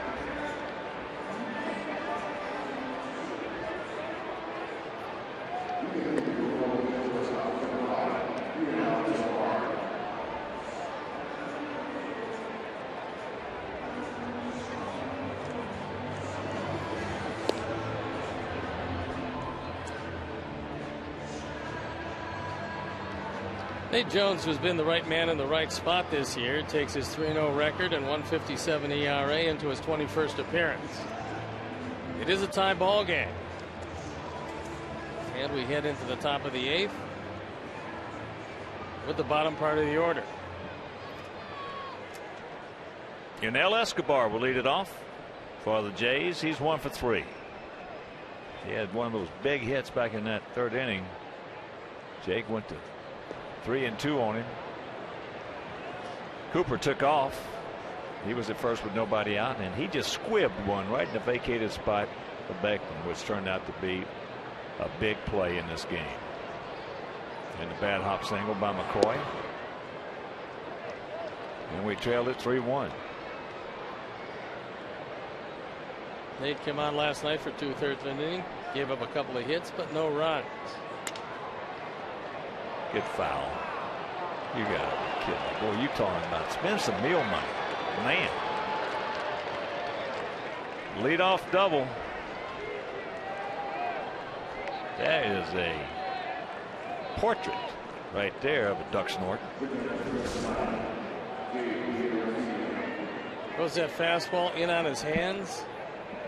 Doesn't get a whole lot of it, but couldn't have dropped it out there in a better place. You could have caught that ball with a pair of tweezers.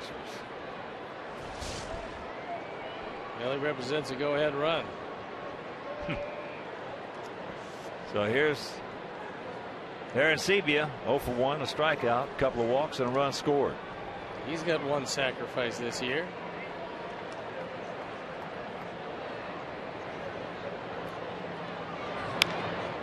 That's a good at bat right there. Nice job by Aaron Seavey.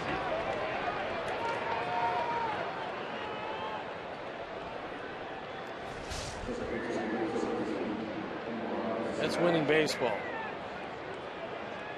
0 for 1 in the book, but he gets a go-ahead run to third, and he went up there thinking only one thing, and he got it done. So here's Omar. Omar is 0 for 3 tonight. Struck out, popped up to center, and popped up to short. So the infield in, way in.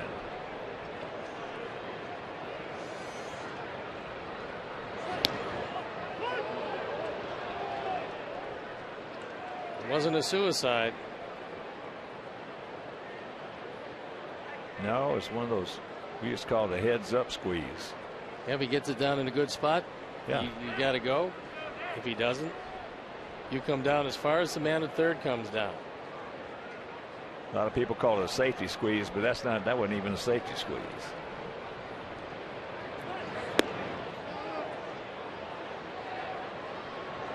One and one to count. What Omar has seen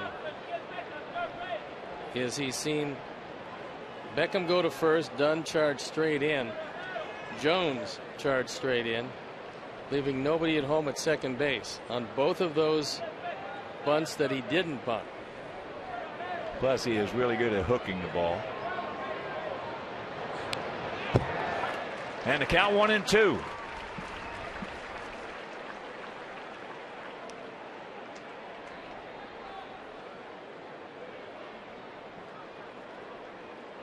McCoy on deck. You still can't move back. Infield's still going to have to play tight.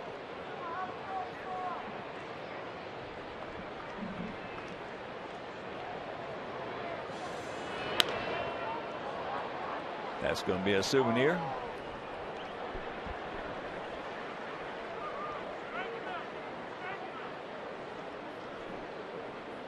If you're just getting home, Detroit beat Cleveland today 7-5. So the Sox coming into this game 1-game lead over the Indians. And the count moves to 2-2.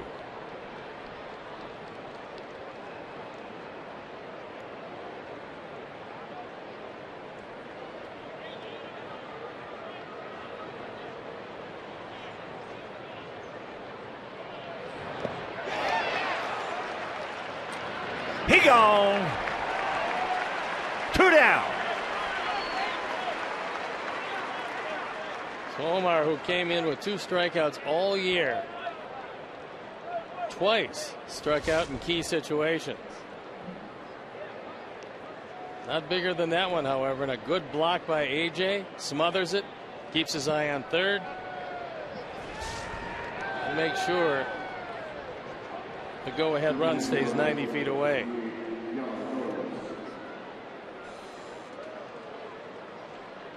Yan Gomes, who we saw last night in a starting role, comes on.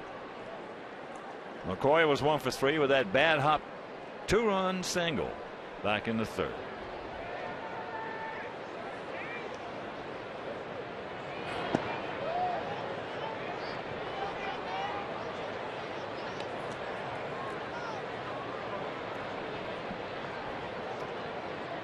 Gomes out of Brazil, Sao Paulo. Sets up nicely at the plate.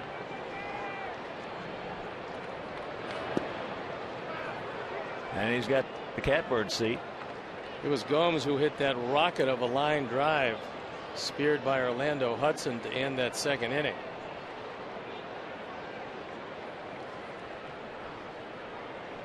That was last night.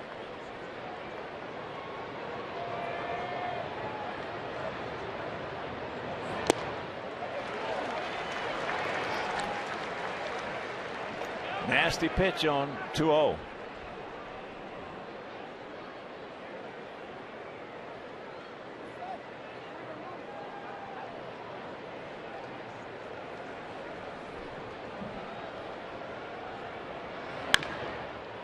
One hopper. What are you doing?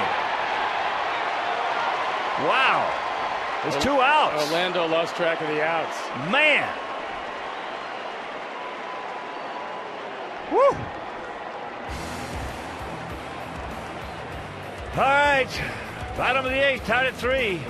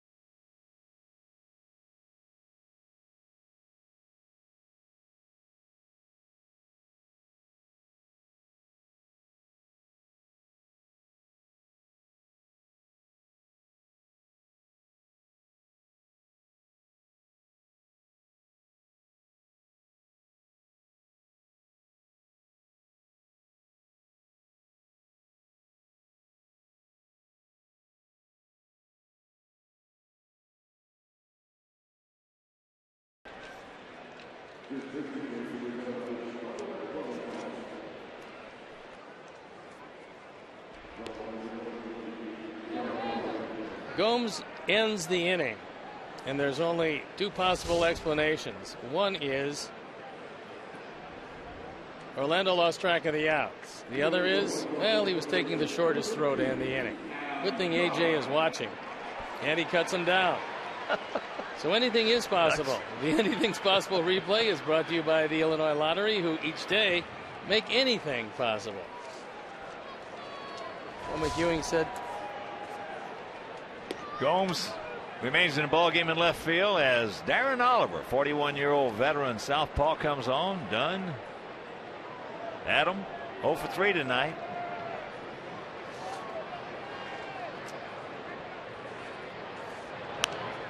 Oh, what a nice career that he has had.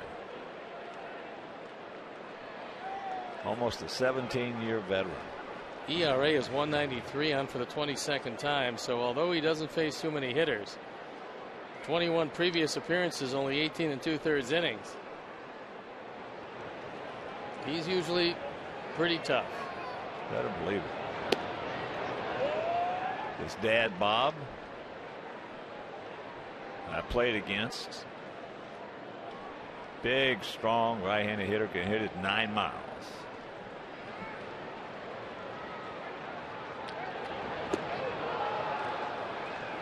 Breaking ball, 1 down, and it'll bring up Paulie, and here comes the skipper out to make a change. Yeah, he likes Darren Oliver, but not quite enough to let him face Paul Konerko in a tie game late.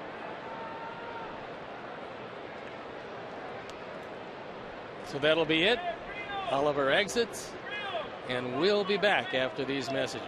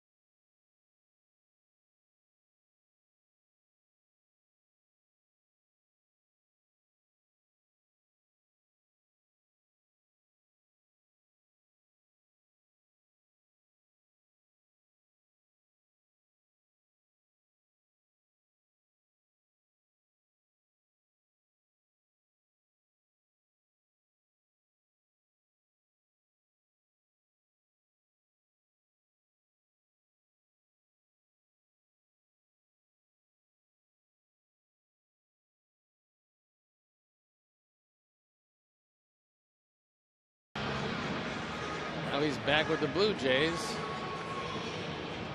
from whence he came.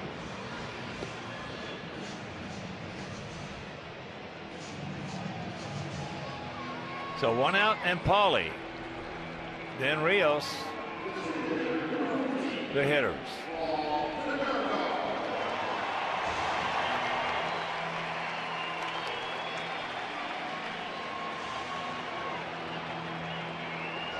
Jason, 34 years old, out of Oak Forest.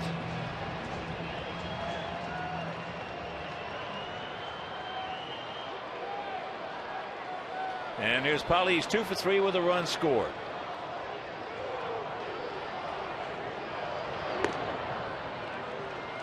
That's that first ball fastball at 93 outside.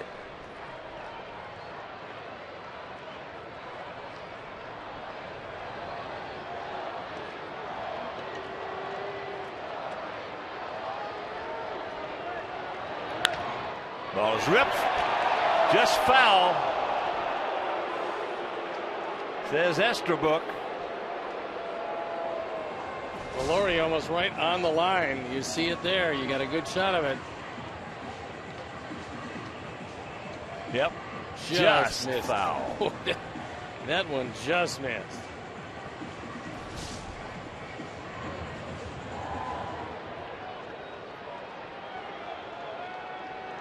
One and one to count.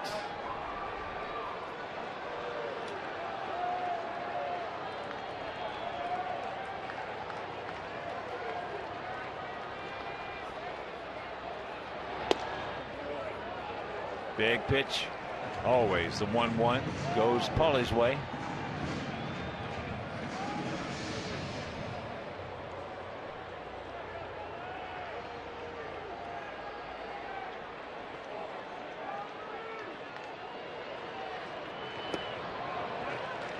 And 3-1.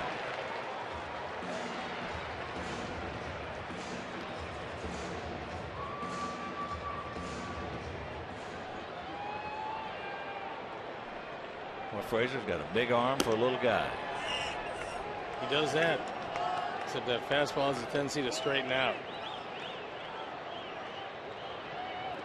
And there's ball 4.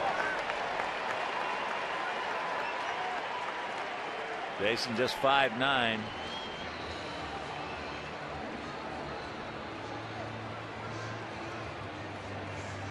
Well, now Jordan Danks is going to go out to run for Pauly.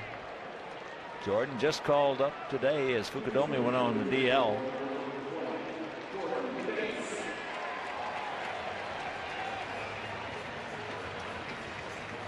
Jordan has good speed. And a good night in Pauly's return to the lineup. 2 hits. On base 3 times. And Alex Rios. The reason we got a tie game because he's driven in all 3 of the runs.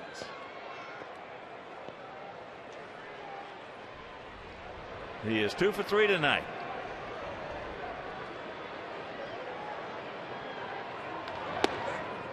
Takes ball 1. And in the 6th inning, a 4th drive of the game. Towering fly ball. Alex is not sure. McCoy goes up, can't get to it. And the game tied at 3.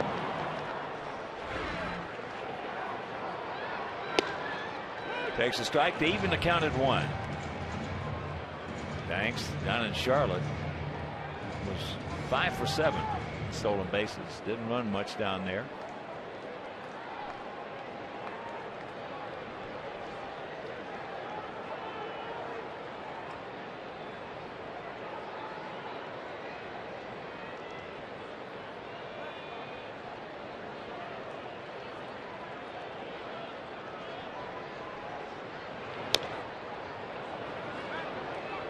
Frazier jumps out on top, 1-2.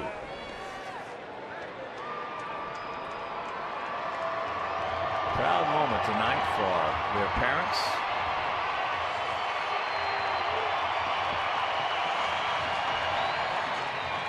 Looked like their mom and dad looked like their brothers and sister.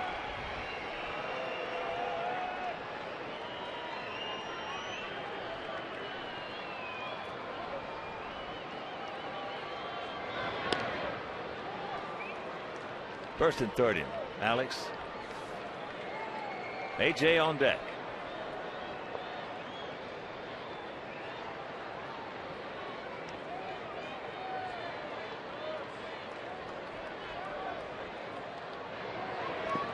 Breaking ball. 2-2.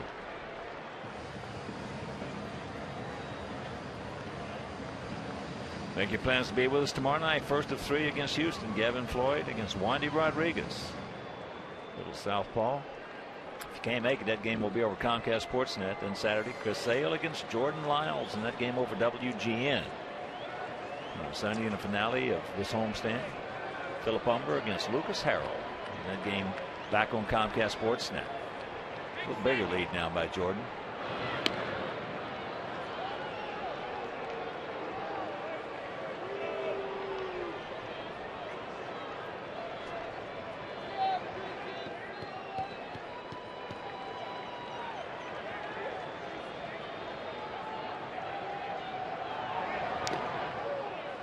Yeah, it's got a piece of it and got a piece of Aaron Sebia.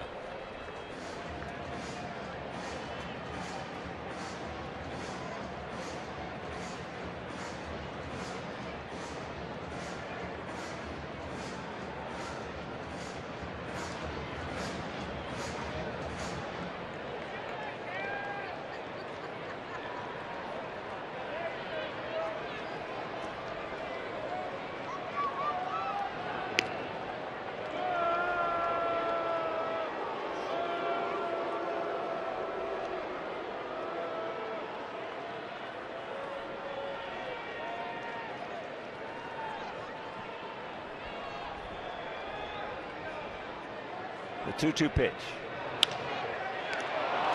Line drive right to Cooper. Catches it, steps on the bag, and that'll retire the side. We're into the ninth, tied at 3.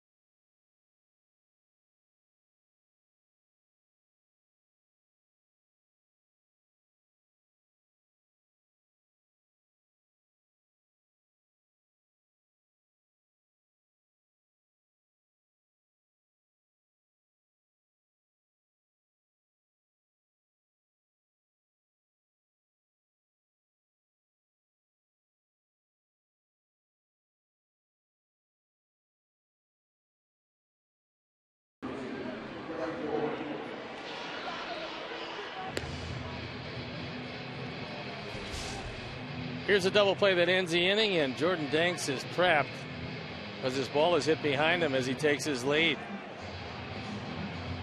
Not much you can do with that. You can't get back. Just have to hope Nothing you can do. Goes over his head. So Addison Reed comes into the game. The record 0-1, the ERA in the high 4s, but he's 7 for 7 in save opportunities. This not being one of them.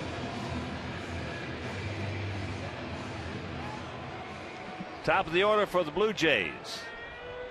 Laurie, Rasmus, and Bautista.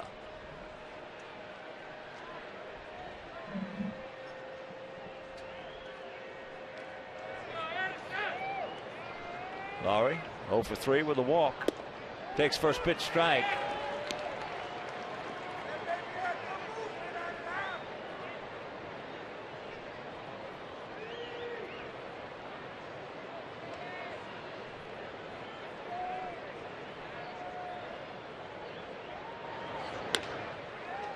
Hard one hopper. 1 out.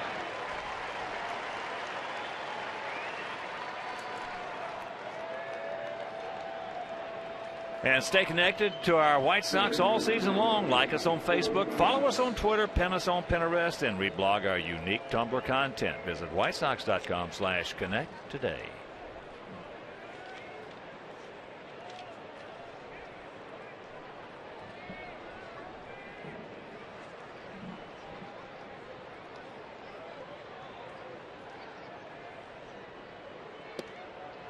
Jacks it up, does Rasmus, and takes ball 1. He's 1 for 4. Led off the 5th inning with a single. And there was a ball in the dirt. AJ blocked it nicely. He tried to go to second. AJ just gunned him out. High pop up left side. Alexei. 2 down.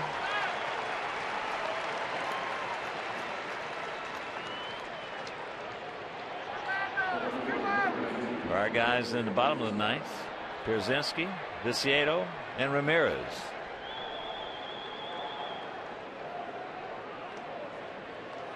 Here's Bautista. He has walked, gone out to right, popped up to short, and lined to third. Hudson back, guarding the line. Breaking ball strike.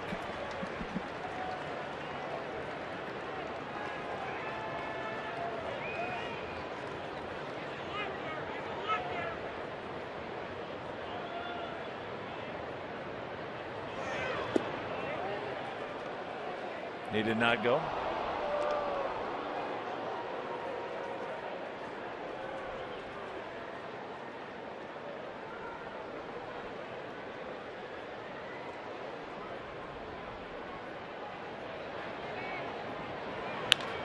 Line shot by Hudson. That ball looked like it went almost between his arms. So a double. But he had a line drive right at him in the 7th inning. And this time, I don't know if he could get his hands up in time. It's a slider out over the plate.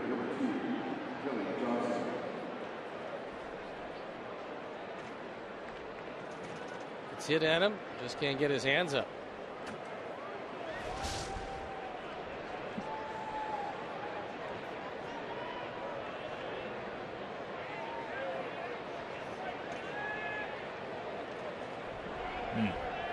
So here's Johnson. He's 1 for 3.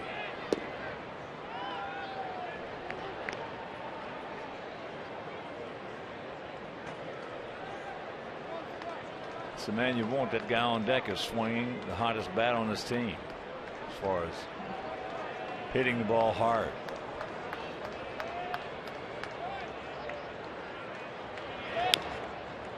Fouls that down. The count evens at 1.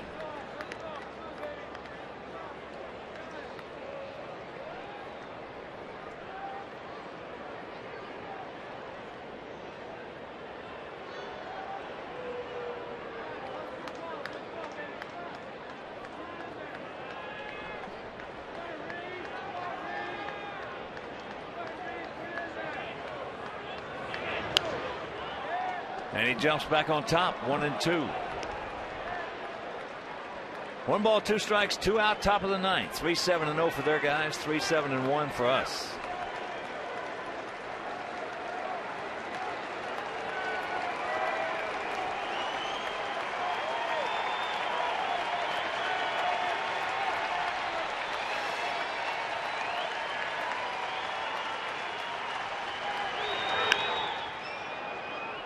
Ate him up,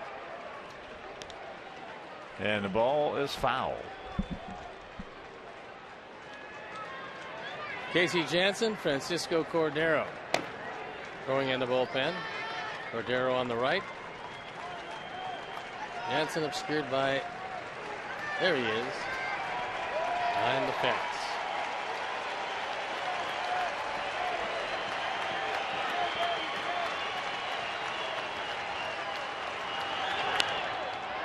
Pretty good rip at that one.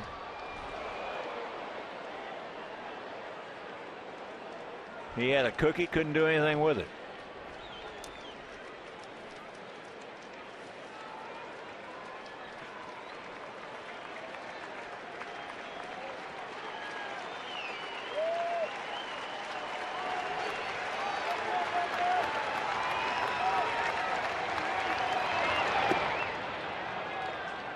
Tried to get him, pulled a string.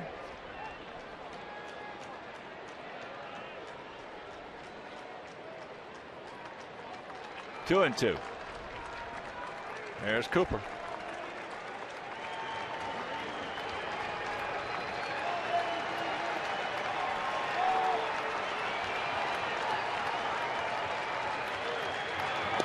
He gone.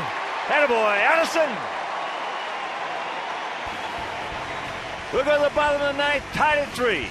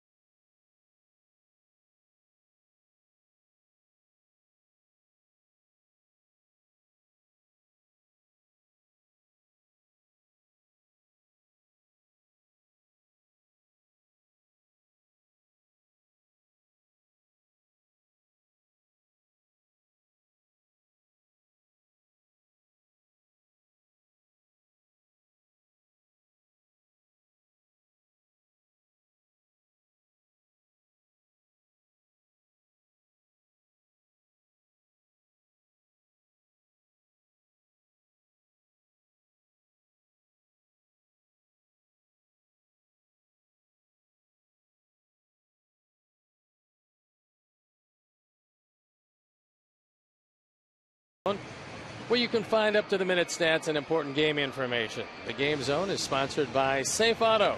Call 1-800-SAFE-AUTO now for a free quote and reduced rates up to 35%. Drive safe, spend less. Francisco Cordero comes into the game. He's 1-2. His ERA over 5.5. Not asked to close all that often, and when he hasn't been that successful. So, could be just in time for a loss and an avoidance of the sweep. Pierzynski, Viciedo, and Alexei.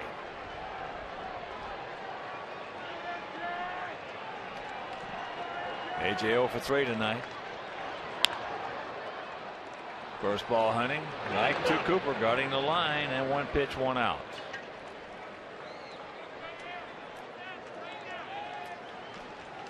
And if you're hitting the road, we'll take our Sox with you. You can subscribe to MLB.tv to see every White Sox out-of-market game live online and on your favorite devices in HD quality. Visit WhiteSox.com to order and get more details. MLB.tv, baseball everywhere.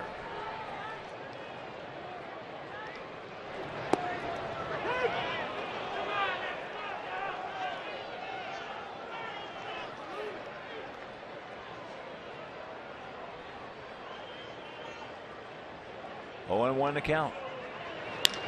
There's a shot base hit right back to the middle.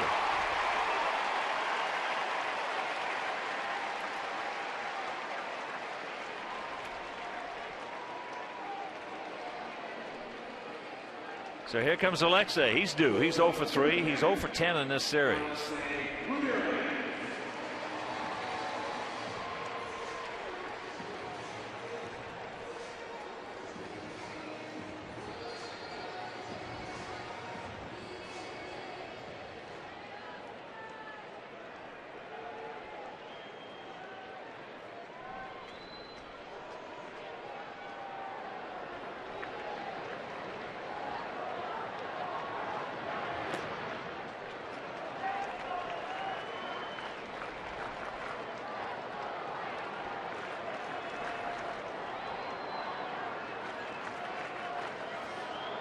Now the outfield forced to play a little bit deeper than they've been playing most of the evening.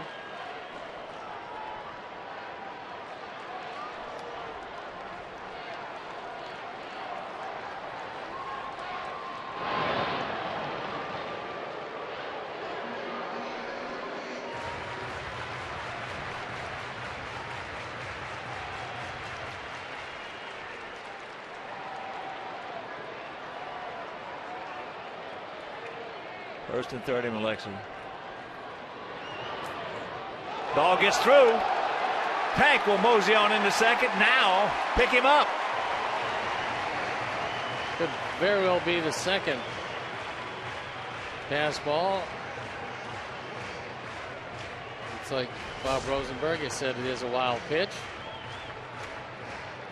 Yeah, that ball skips in front of him, but he'd probably be the first to tell you that he could have corralled that one. And that's a winning run.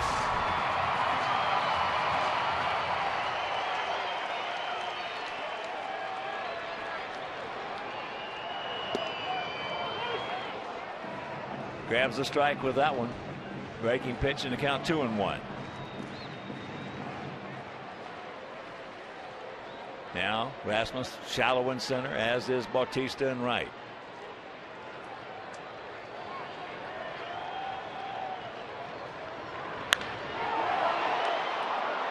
Just a hard foul ball. 2-2.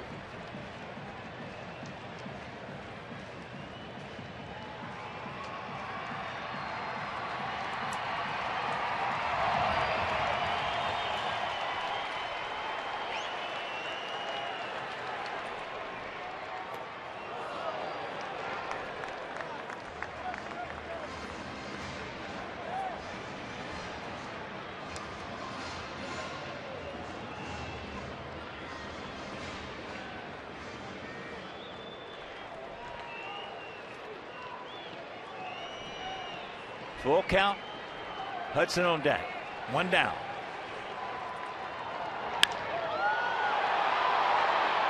High in the center field. Tank is tagging at second. Here he goes. There's the throw. It's off the mark. So now it's up to Hudson with 2 out.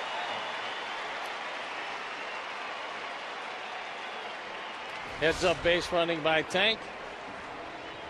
Puts the pressure on Rasmus. Rasmus got a pretty good arm. Would have been close had the throw been on the money, but it was wide of the bag.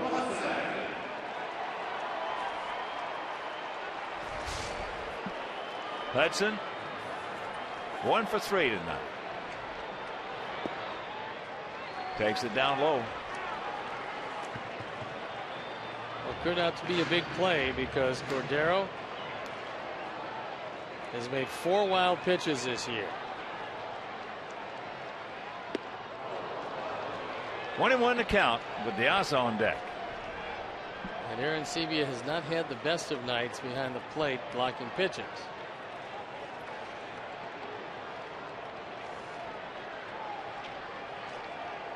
A lot of pressure will fall to that man if he calls a breaking ball down. Shot, base hit. And this ball game is over. Orlando Hudson knocks in the winning run as the Sox salvage the finale of this 3-game set. They win it 4-3. Mercy. Pick up a full game on the Indians. Lead back to a game and a half as Orlando Hudson, who had 2 hits tonight, takes it right back up the middle. Cordero does indeed come on for his 3rd loss of the year.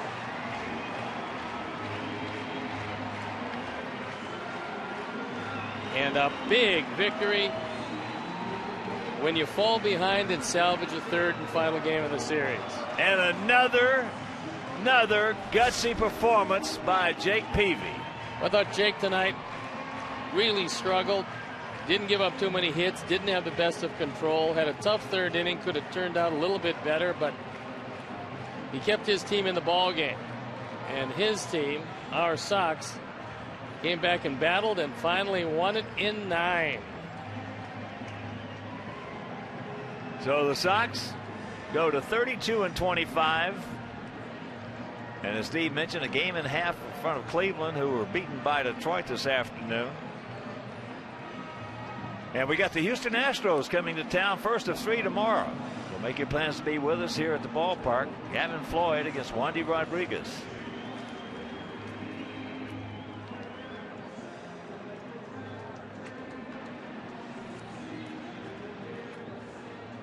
Well, a big night for Alex Rios as Alex Rios drove in the first 3 runs. And without his heroics, his base hit in the first inning, his 2-run homer in the 6th inning, we wouldn't be sitting with a big win. Well,